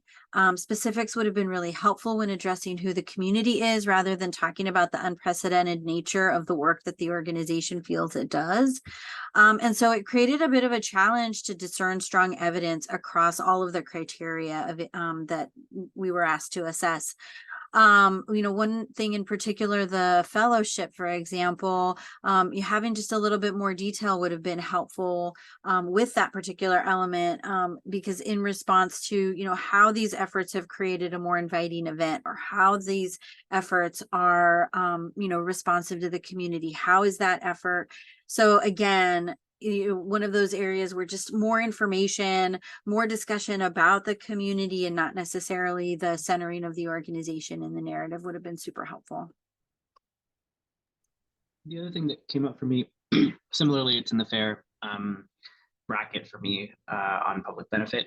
The other thing that came for me, in addition to all the things that Ruby said, is a question around power sharing, which is an explicit kind of part of the criteria for public benefit, and I did not see evidence of Front demonstrating how it would do that. The fellowship, really what they're talking about with the fellowship, as Ruby highlighted, is to increase visibility and representation. And here I'm reading from the application, to increase visibility and representation of Black, Latinx, Indigenous, and AAPI artists to better reflect our region's diversity. That's really not enough. I don't know what that means. Can I interrupt for 1 second? So what Sure. you're referencing is, the list of examples below each criteria. Just to make note that these are examples of how an organization can demonstrate public benefit, included but not limited to. Just want to make sure. Sure. Thank you. Yeah, no, totally. I think the reason that I kind of regularly raise up power sharing as best as I can in listening and responding to community is because I think that is demonstrative of the degree to which an organization is committed to meaningful connection with its community, right? And so I think that, for sure is not the only one, but I think that's something that I did not find evidence of, and for me points to the larger issue of not so much being able to meaningfully connect with its community, because that felt to me like it was lacking. I agree with you about the lack of connection to community and power sharing. I actually rated this on the low side of weak, because if you look at the numbers that they put in for the budget and the narrative that they put in, there's been somehow $6.3 million raised, and then there's been another 5 point something raised. And none of that is representative at all in the budgets that they have submitted. It is not represented in the SMU Data Arts. And even in the self-reported, like what was your last year, the year before that, and this year, like those numbers are completely unrelated to what the narrative is providing. I think when we're talking about public benefit, especially with this grant committee, we're talking about public funds, taxpayer dollars. And if somebody is not going to tell me the truth about how much money they've raised, or I'm very concerned. I'm questioning the ability, my ability to believe a lot of things here. It is in addition to the lack of specificity and the lack of clear connection to community. It just feels like I don't know what I can believe. It's such an egregious issue with the budget. And the narrative, I don't even know what to say. So our definition of public benefit is an organization's ability to meaningfully connect with its community, Yes, to achieve its mission. So I'm wondering if you can, tie your comment back to that, or it might make sense to bring it in at the organizational capacity level, please. Sure.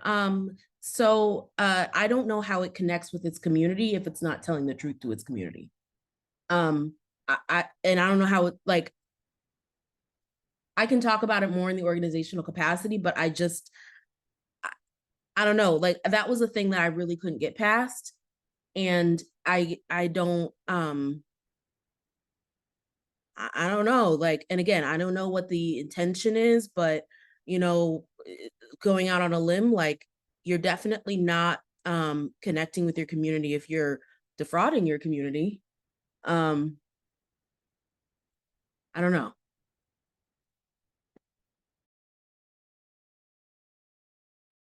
I um I want to echo the concerns around the lack of specificity in terms of being able to define the community. I think using language like unprecedented network of partnerships and then listing a few organizations that many organizations partner with without a great deal of specificity, without mentioning much about what we know about the people attending, many people attending, but not knowing much about them, I think relates to my concern around it, the fair rating on the organization in terms of public benefit. I'm curious about the points Kat raises, and I want to take them.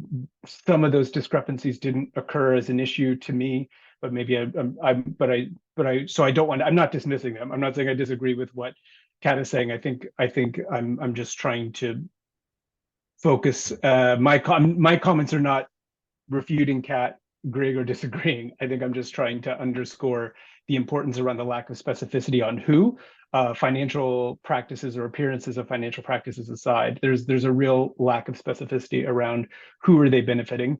I appreciate they included economic impact data. I think there's a study there that is showing an investment in that and wanting to quantify and understand that, at least if you're going to mention it in a grant application, to at least back it up with a study. That's the practice that I'm highlighting there, that is appreciated, that I appreciate kind of backing that claim up with some data. But again, that's such a macro wide assessment that takes a lot of assumptions into it, and it doesn't actually get down to the root of the matter of who are the people that you are engaging with and benefiting with through your programming.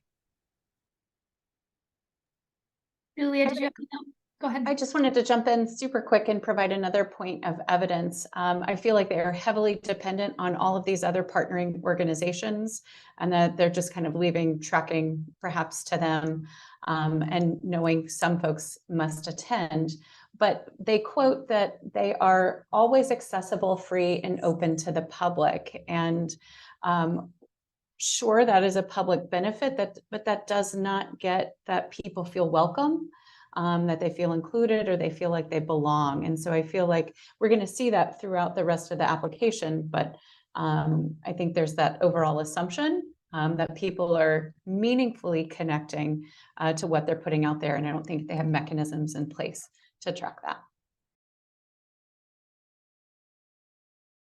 Any final comments around public benefit here?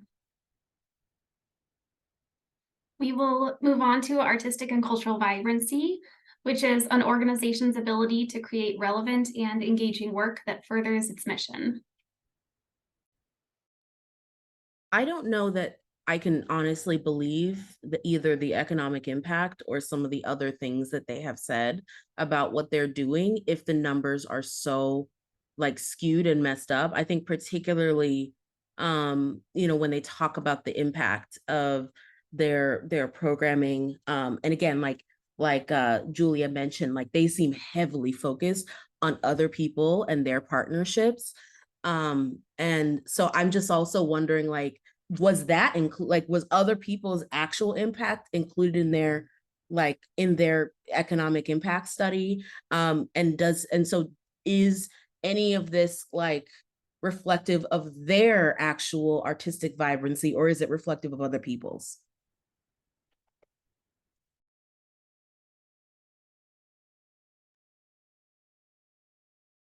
Any new or differing thoughts here, Ruby? Oh, yeah, I just wanted to add again, I in the fair range, and again, for me, it's around the specificity, the lack of what the things they didn't talk about. I wasn't quite clear on the decision or the selection process for their primary curator, or why they have an additional curator, why those people are outside of the area, even though they talk about a focus on Northeast Ohio artists. Where are they? Why are they not centered? How are they being served? And it's clearly an economic driver. I think back to Brad's point earlier, they provide that economic impact data, but it becomes even more than dissonant with the lack of clarity around how the programming is relevant to the community. And the theme was really vaguely outlined. So I struggled to find strong evidence, which is why I put them in the fair range. They're also in fair for me on this. And in addition to things that folks have already said, I think the one thing that I would like to add relates to this kind of like element of an organization's ability to create relevant and engaging work. The relevance that seems to be missing to me that I want to identify is some of these things around the Art Futures Symposium and the Art Futures Fellowship.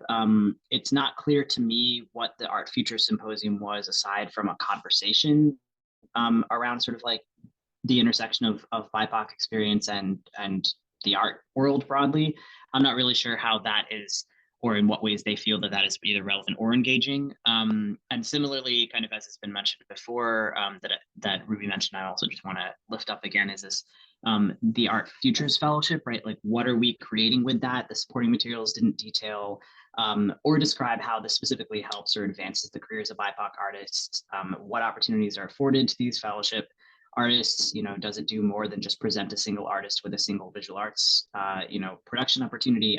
That's not quite clear to me. And then the last thing also about this sort of like slight confusion or conflation or the difference between the artistic director, Asad Raza, and then the chief curator, and these kinds of like two folks existing side by side or simultaneously, or exactly what is happening there.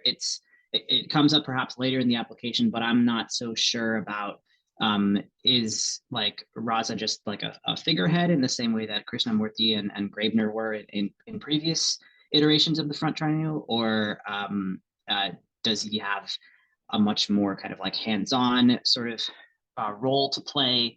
And so that was a little confusing. Is that basically just kind of like a high-profile diversity hire of some sort? That was a question that I had, and it wasn't quite clear to me about about how that was sort of furthering relevant or engaging work.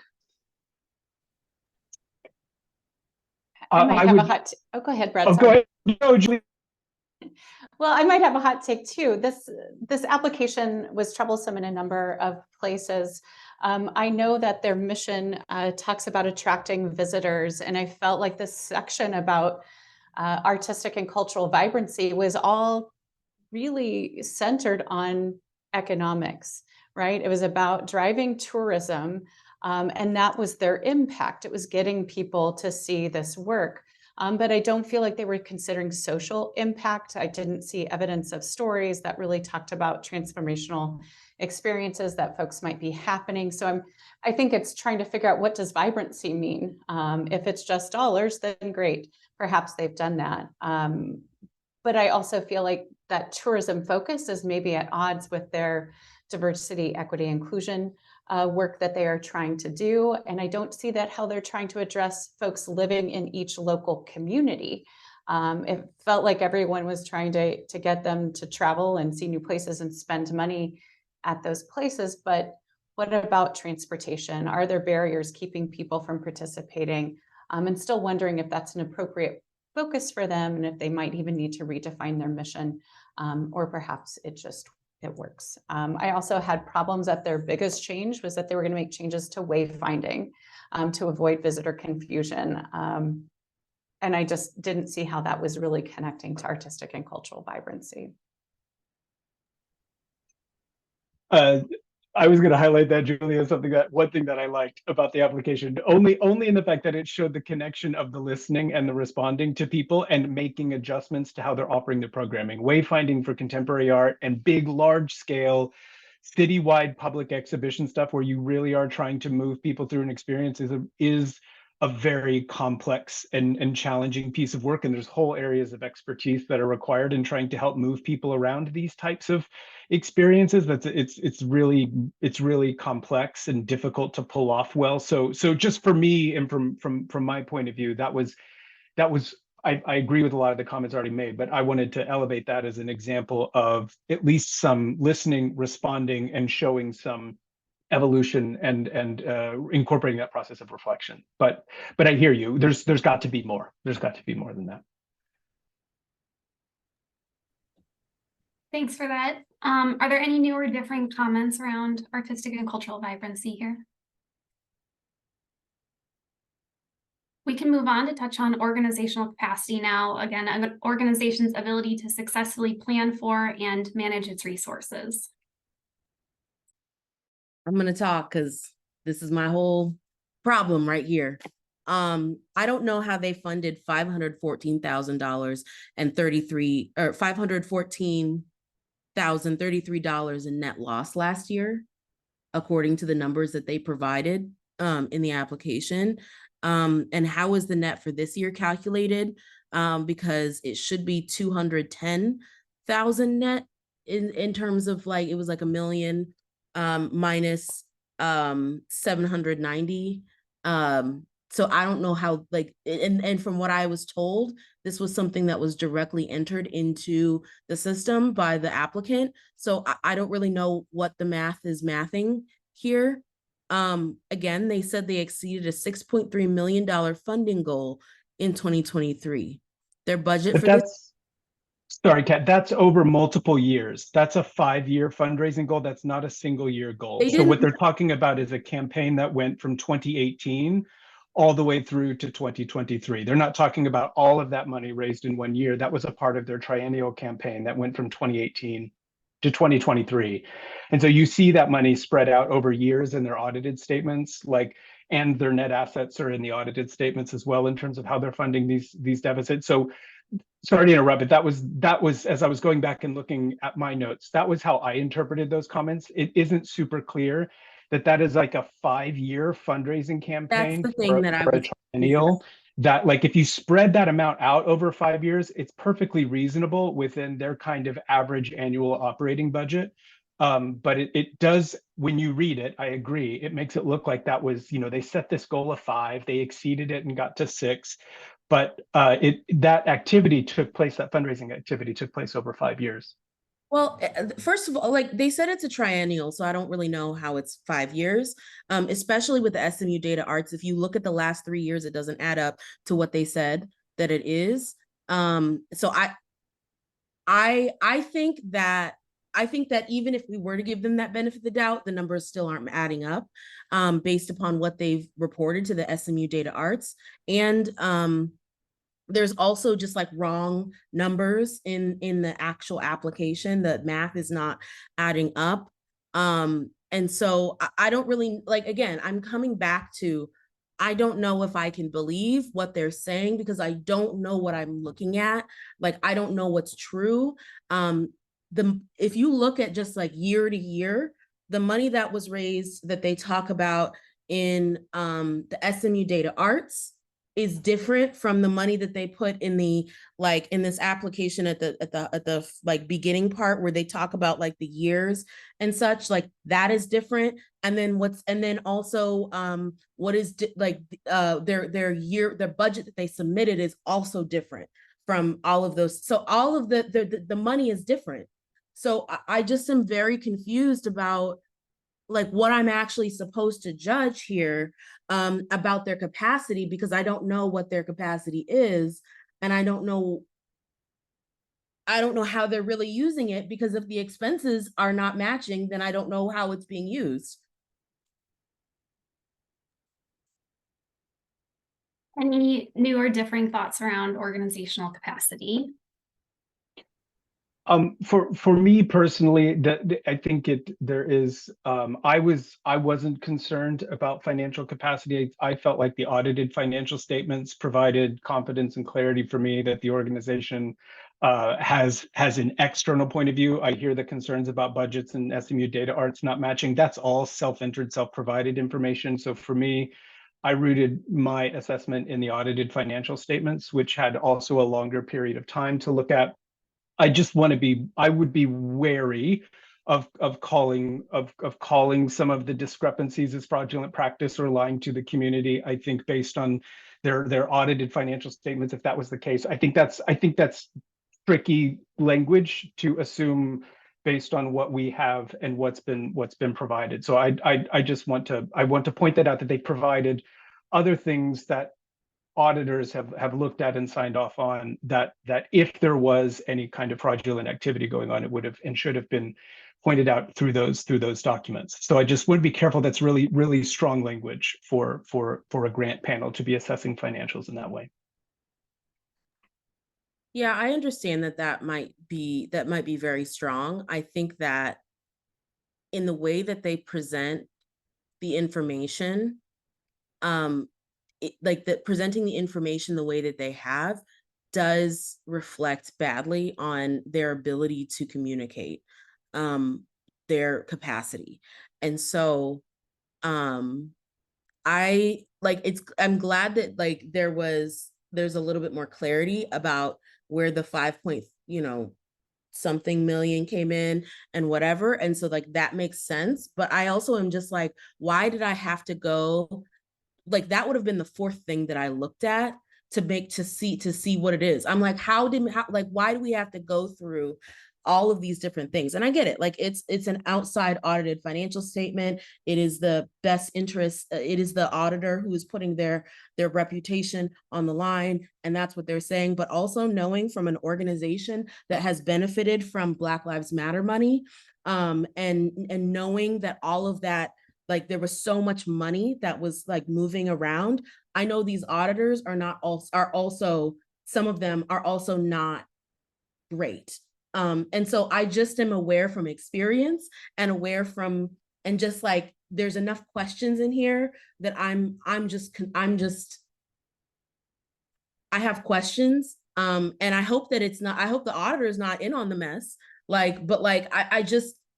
can't just be like, well, the auditor said, because there's unscrupulous people. Why do we have multiple attorneys being indicted in a federal thing for Trump? Multiple attorneys. It's not they're not, just because they're professionals doesn't necessarily mean that whatever. But again. Yeah, I need to rein you in. Yeah. So our scores should be, prompted based on the evidence in the application materials, just as a reminder here. And we do want to stay on criteria. We're trying to speak, we just probably have another minute here left around, this organization's ability to successfully plan for and manage its resources. And I think you got your piece in, hopefully, and I want to make sure that there's space for anyone else's comments here. So thank you very much. Yes, I just wanted to jump in real quick and talk about organizational capacity. I am concerned that the board is maybe not reflective of the total community that they serve. It is made up of corporate and civic leaders, but they are putting on art exhibitions and installations, and I don't see the artistic community there other than having the front's staff as part of that. And so I really am trying to think about how they could, how they're really meeting that culture of inclusivity, and that everyone is kind of bringing that artistic vision to work. I'm not sure meeting 4 times a year is maybe giving them the oversight that they perhaps need as well.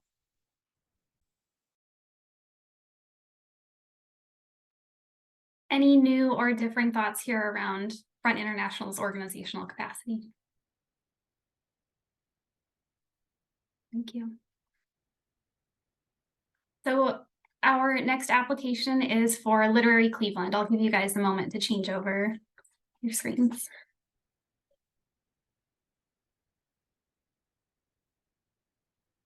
Literary Cleveland is a community of writers committed to bringing people into the world of words by providing educational writing opportunities at all levels, promoting new and existing literature of the highest quality, and advancing Northeast Ohio as a vital center of diverse voices and visions. Would someone like to get us started around how this application connects to the public benefit criterion, how an organization, their ability to meaningfully connect with its community to achieve its mission? I can start. So for me, this was in the this application and this section was in the strong area. They start out the definition of community with a very clear articulation that their core audience is prospective, emerging, and experienced writers seeking to improve their craft and advance their careers. And I think that is a very, concrete, clear articulation. And then they go kind of into a bit more detail with local authors, with readers, independent presses, journals, bookstores, etc. So that I appreciated that. I also appreciated an explicit interest in and programming geared towards BIPOC writers. That's referenced kind of from the jump. They're aware of some of the context around this. They reference some studies, diversity in publishing, concept of cultural redlining. So they're very aware, I think, also the broader sort of context within which their work is sitting and what their approaches are. They also had demonstrated funding that was supporting emerging writers through fellowships and free programming, which I thought was also very tied to their self-defined who they are trying to serve as their community. And then the last thing is also specific articulation of how they're supporting BIPOC writers, also through fellowships, but then also through the incubator program, which they go into some details later on about sort of who benefits from that. So for me, this was in the strong category for public benefit. I want to iterate as well. This is one of my stronger scoring applicants in terms of public benefit. And one of the things that really resonated with me, again, as Asif shared, their understanding and commitment and clarity around who their community is. And I really appreciated them, in addition to saying who their core audience is, also talking about folks that don't identify as writers and readers, and the cultural tradition of that's embedded in those spaces. I felt they were really responsive, had an understanding of how to share and delegate and distribute power. And I also felt they were really inviting and accessible. And one of the things that I felt stood out was around their cost affordability for their programming and balancing online and in person in order to create more access for folks to be able to participate.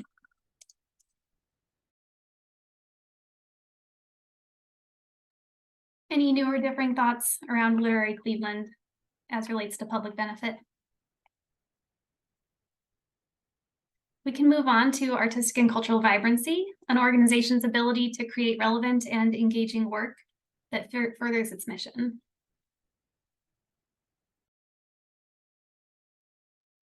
I had a lot of great examples to share. I think the organization did a really strong job of making the case that they are artistically and cultural vibrant. I'll just highlight the Incubator Writing Conference that Asif had talked about. 44 free programs over 5 days as part of Cleveland's Book Week is really impressive. And that it was intentionally designed by and with for the entire literary community. And I love that they have advisory committees representing different groups that suggest these goals and programs and provide guidance and oversight. Just really impressive the way that they handled that program. I also want to call up the support and capacity building that they do in offering classes, programs. They also provide training, teaching guidebooks of best practices, shadowing opportunities, and visits from professional facilitators for their instructors. I love that they engage multiple art forms and leverage their local library for their Incubator Writing Conference. They are bringing together folks in all parts of literary arts, publishers, booksellers, libraries, presses, journals, and literary arts organization. It gives great context for participants about how the industries connect. I also really appreciated that they had some citations about why they do what they do. Which was really useful. They also quantified their POC teaching artists right alongside the goal that they had. So that was really helpful to just give us some context about what is and what they and how they're moving in the future. I like that they integrate the feedback and the communities with the advisory committees. This is especially important when they're focused on having conversations about politics, the body, intersectionality, and activism. And their intentional collection of demographic data shows their commitment to knowing where they stand on their inclusion goals, which I thought was super helpful. I also, looking at their, this comment is probably for organizational capacity, so I'll be done. I would just echo what's been said and just add my appreciation for their broad and holistic definitions of representation, of including ability and disability, neurodiversity, religion as being explicit elements of how they're thinking about their inclusion and belonging efforts.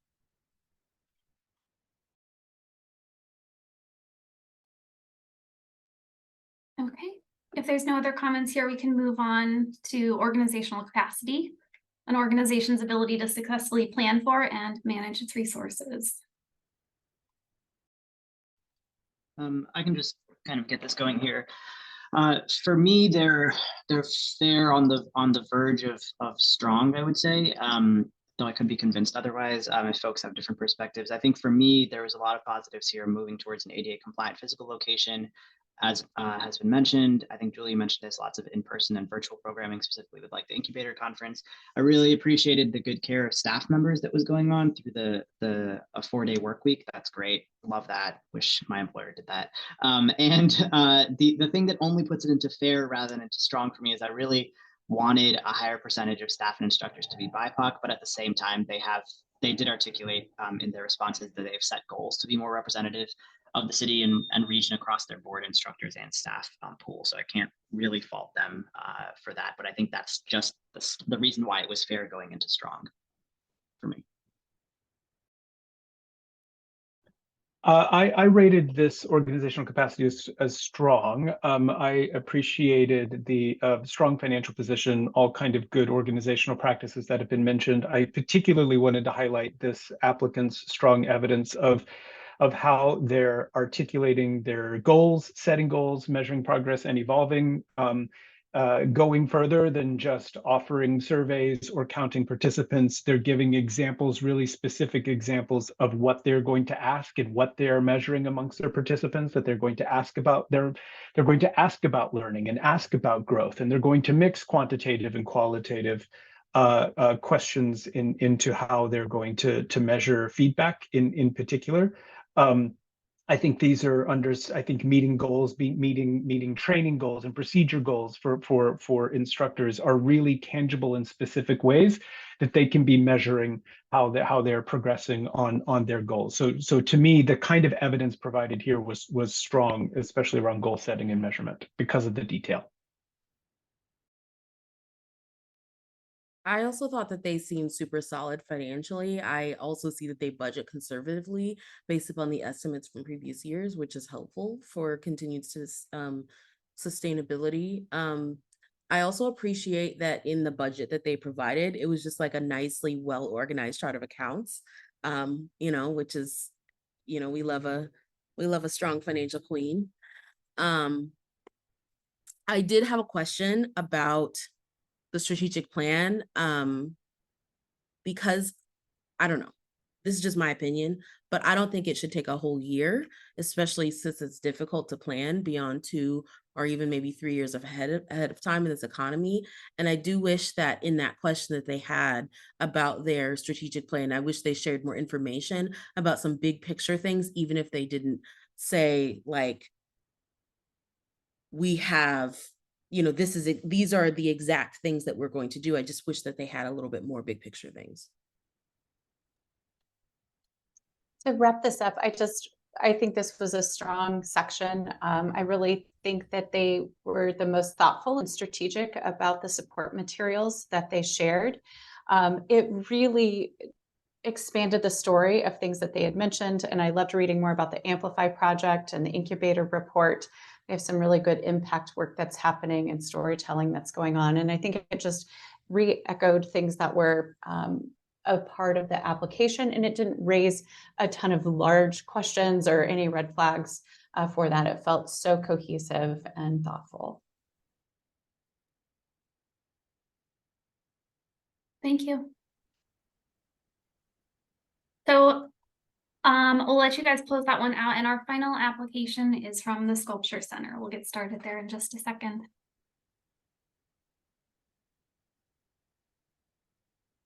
The Sculpture Center is one of the only cultural institutions providing critical resources to sculptors along their journey.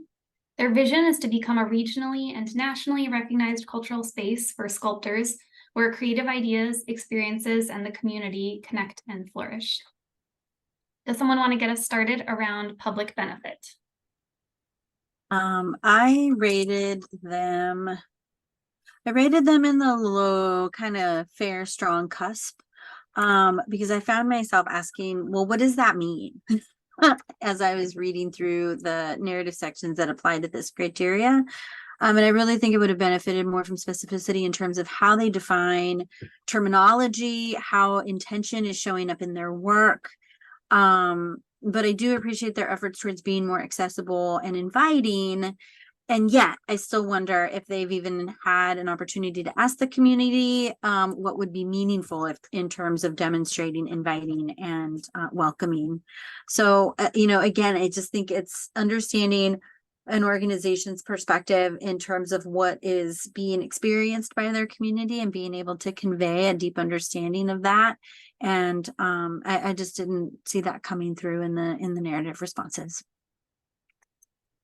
Yeah, I echo Ruby's comments there around inviting and engaging with the community. I felt like it was clear, they clearly articulated the community, and I felt like they gave good examples of how they engage and feel warm and welcoming and inviting once people have already shown up, they've already engaged. What wasn't clear to me is what is being done to go out, what is being done to both go out and to pull in, and not just waiting for people to come through the doors or to experience the work before then you're warm and you're engaging and you're able to go deep and you're providing all the background and the context, right? So it's that work is taking place after a person has already decided to engage with a community member has already decided to engage with the work. And so what I'm curious of and would like to see more of in order to be a strong application is what's happening that's pushing out, particularly lacking evidence, I thought, on how they engage with the neighborhood around the Spotlight exhibition. I thought that was a good example to talk about that particular opportunity in that particular exhibition, to say, here is how we go out, as opposed to waiting for people to come in and then we're warm and welcoming and inviting at that point.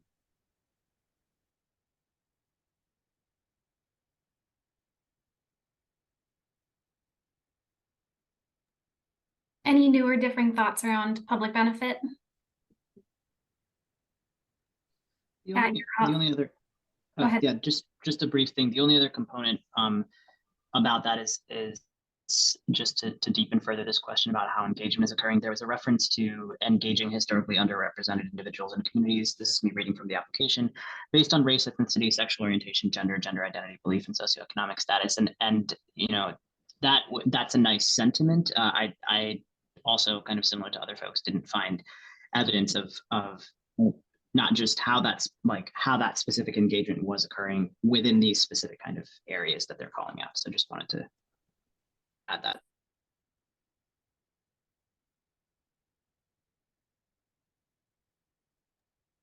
Any final notes around public benefit here? Well, we can move on to artistic and cultural vibrancy, an organization's ability to create relevant and engaging work that furthers its mission.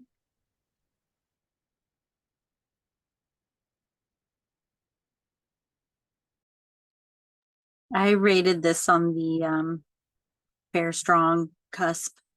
It just would have been helpful to have clear information about the team leading the work. There was no clear response to how they ensure programming is relevant to the community. The example that they shared was nice, but no alignment or details provided to discern the relevance. For example, why did it matter to bring folks to the historic district? Why was that the thing that mattered to them? And appreciate the training and support they provide to staff and the executive director. I was curious, in what regard did the coach work with the executive director? Was it something specific? Was it towards a certain aspect? Is it just general coaching? So it was great to know that, but without additional detail, it made it hard to understand why that was relevant. Or how that was meaningful in advancing the work of the organization. And I also appreciated the changes they made to the revealed call to make it more accessible and clear.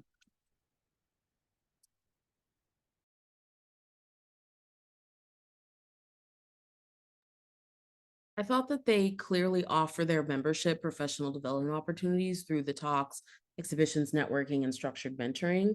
I thought it would be really invaluable for a creator of color to get a head start in their career.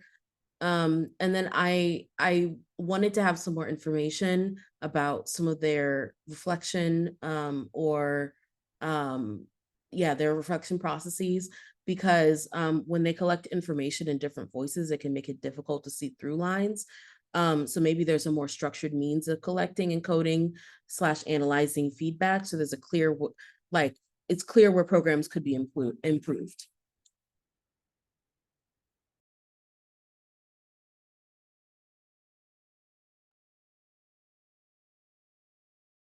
All right, if there's no other comments around artistic and cultural vibrancy, we can move on to organizational capacity and organization's ability to successfully plan for and manage its resources.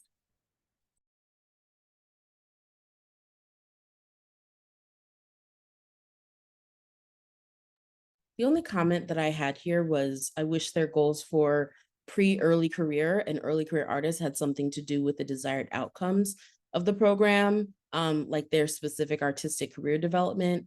It could be helpful for them to develop an assessment structure for that and know like when members take the next step career-wise and what those steps are, so that could be like sort of better assessed about how they're advocating for their artist communities. I rated this. Oh, sorry, Asif, go ahead. It's one quick comment on organizational capacity. They were the fair to strong cusp for me, but just one thing to add, it's not quite clear how the exhibition committee is constructed exactly. It just says that the application just describes that they change year to year and it's thoughtfully constructed, so it may recruit and evaluate a diverse and inclusive applicant pool. That's a little general for me and would have loved some more specifics on how that goes down. Yeah, my comments align with us. If I focused, it's a fair score for me. I think what would have made it strong is I think this is more clarity and specificity on how they're going to measure progress against their goals as being evidence of how they are progressing and how they are evolving as an organization. There's a lot of broad general language in here about increasing partnerships or looking at increasing the number of awards, inclusive, recruit a more inclusive community. I think those are probably more about goals than they are about how you're measuring progress. And so I think there's some conflation and a lack of clarity there in terms of how they're really thinking about the how behind that. I think it's admirable to want to recruit a more inclusive community. I encourage them to do that. I'm not sure, that's an area to actually dig deeper to talk about the how and how will you know and how will you measure that, not to state that as your evidence of how you're achieving your goal to reinforce offerings, for example. So I think further work there would strengthen the kind of strategic goal setting for the organization and strengthen their capacity going forward. I was going to address quickly their financial position. I'm a little worried that things are just adequate and maybe that they don't have maybe that long-term capacity or even short-term capacity for that. I think what's troubling, if I dug into the funder report correctly, they have 99% reliance on contributed revenue, which seems very risky and dependent on funds from others, and that diversified streams of revenue seem like that would help make them more sustainable in the long run.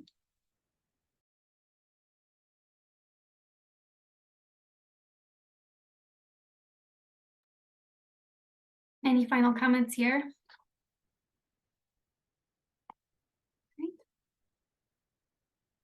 Well, Sculpture Center was our last organization for review today, so we are all done. Thank you.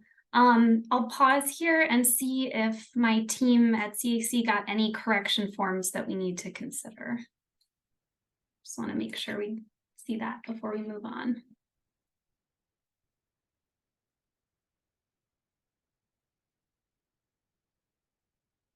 Sounds like that's a no. So I want to, thank our panelists. Thank you for your thoughtful comments today and your participation. Before we close out, I do want to give each panelist a moment to share any general feedback around the applications you saw, and also remind audience members that they can do the same via the online public comment form at cacgrants.org/panel. So we will, again, I'll drop this order back into the chat, but we'll take that same order that we've been doing the whole time, and we'll start with Kat. If you want to just take a minute here, if you have any more feedback for the whole team. Yeah, I mean, I had already mentioned it before. If it's it was some of the questions overlapped in the sections, and so I might have put things in different places based upon where I was like in the application. So I mean, I don't know if there was a need to determine, like, put your feedback about this question in this box specifically, like, but if that was an intention, then maybe being a little bit clear about that. Is it feedback for applicants, Julia? You're also welcome to share feedback for Okay. CAC around our process. But yes, this is, the public moment for applicants to also be able to see it. So either, both, everything. Okay. I mean, thank you, applicants, for the good and important work that you're doing in your community, and thank you for sharing that with people who don't live and benefit from the work that you're doing. I would encourage most of the applicants we looked at today to think about where you are, how you prioritize being really clear and specific over how you prioritize trying to tell us everything. I think it's impossible to capture all the amazing work that you all are doing on many different levels in this kind of process. And so rather than feeling like you need to tell us a little bit about everything, I would encourage you to find the areas where you can go deepest on the specific examples and the impact and your strongest connection between what the criteria is and what your activities are, and really highlight those things. And then if there's room to say in more general ways the other things that you're doing, I feel like there's a detriment to applicants in trying to articulate everything that they're doing as opposed to trying to go deeper on the stuff where they're having the biggest impact.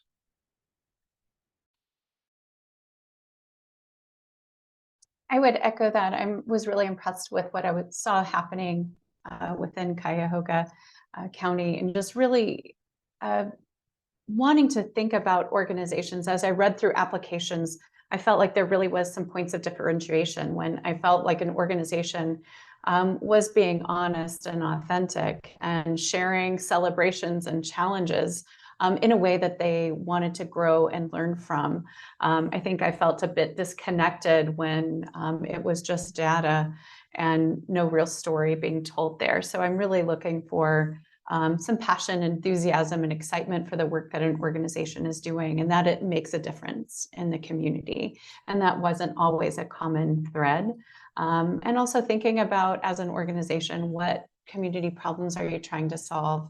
And are you doing that with others instead of for them? But all in all, it was a really great experience, and excited about what's happening in your community overall.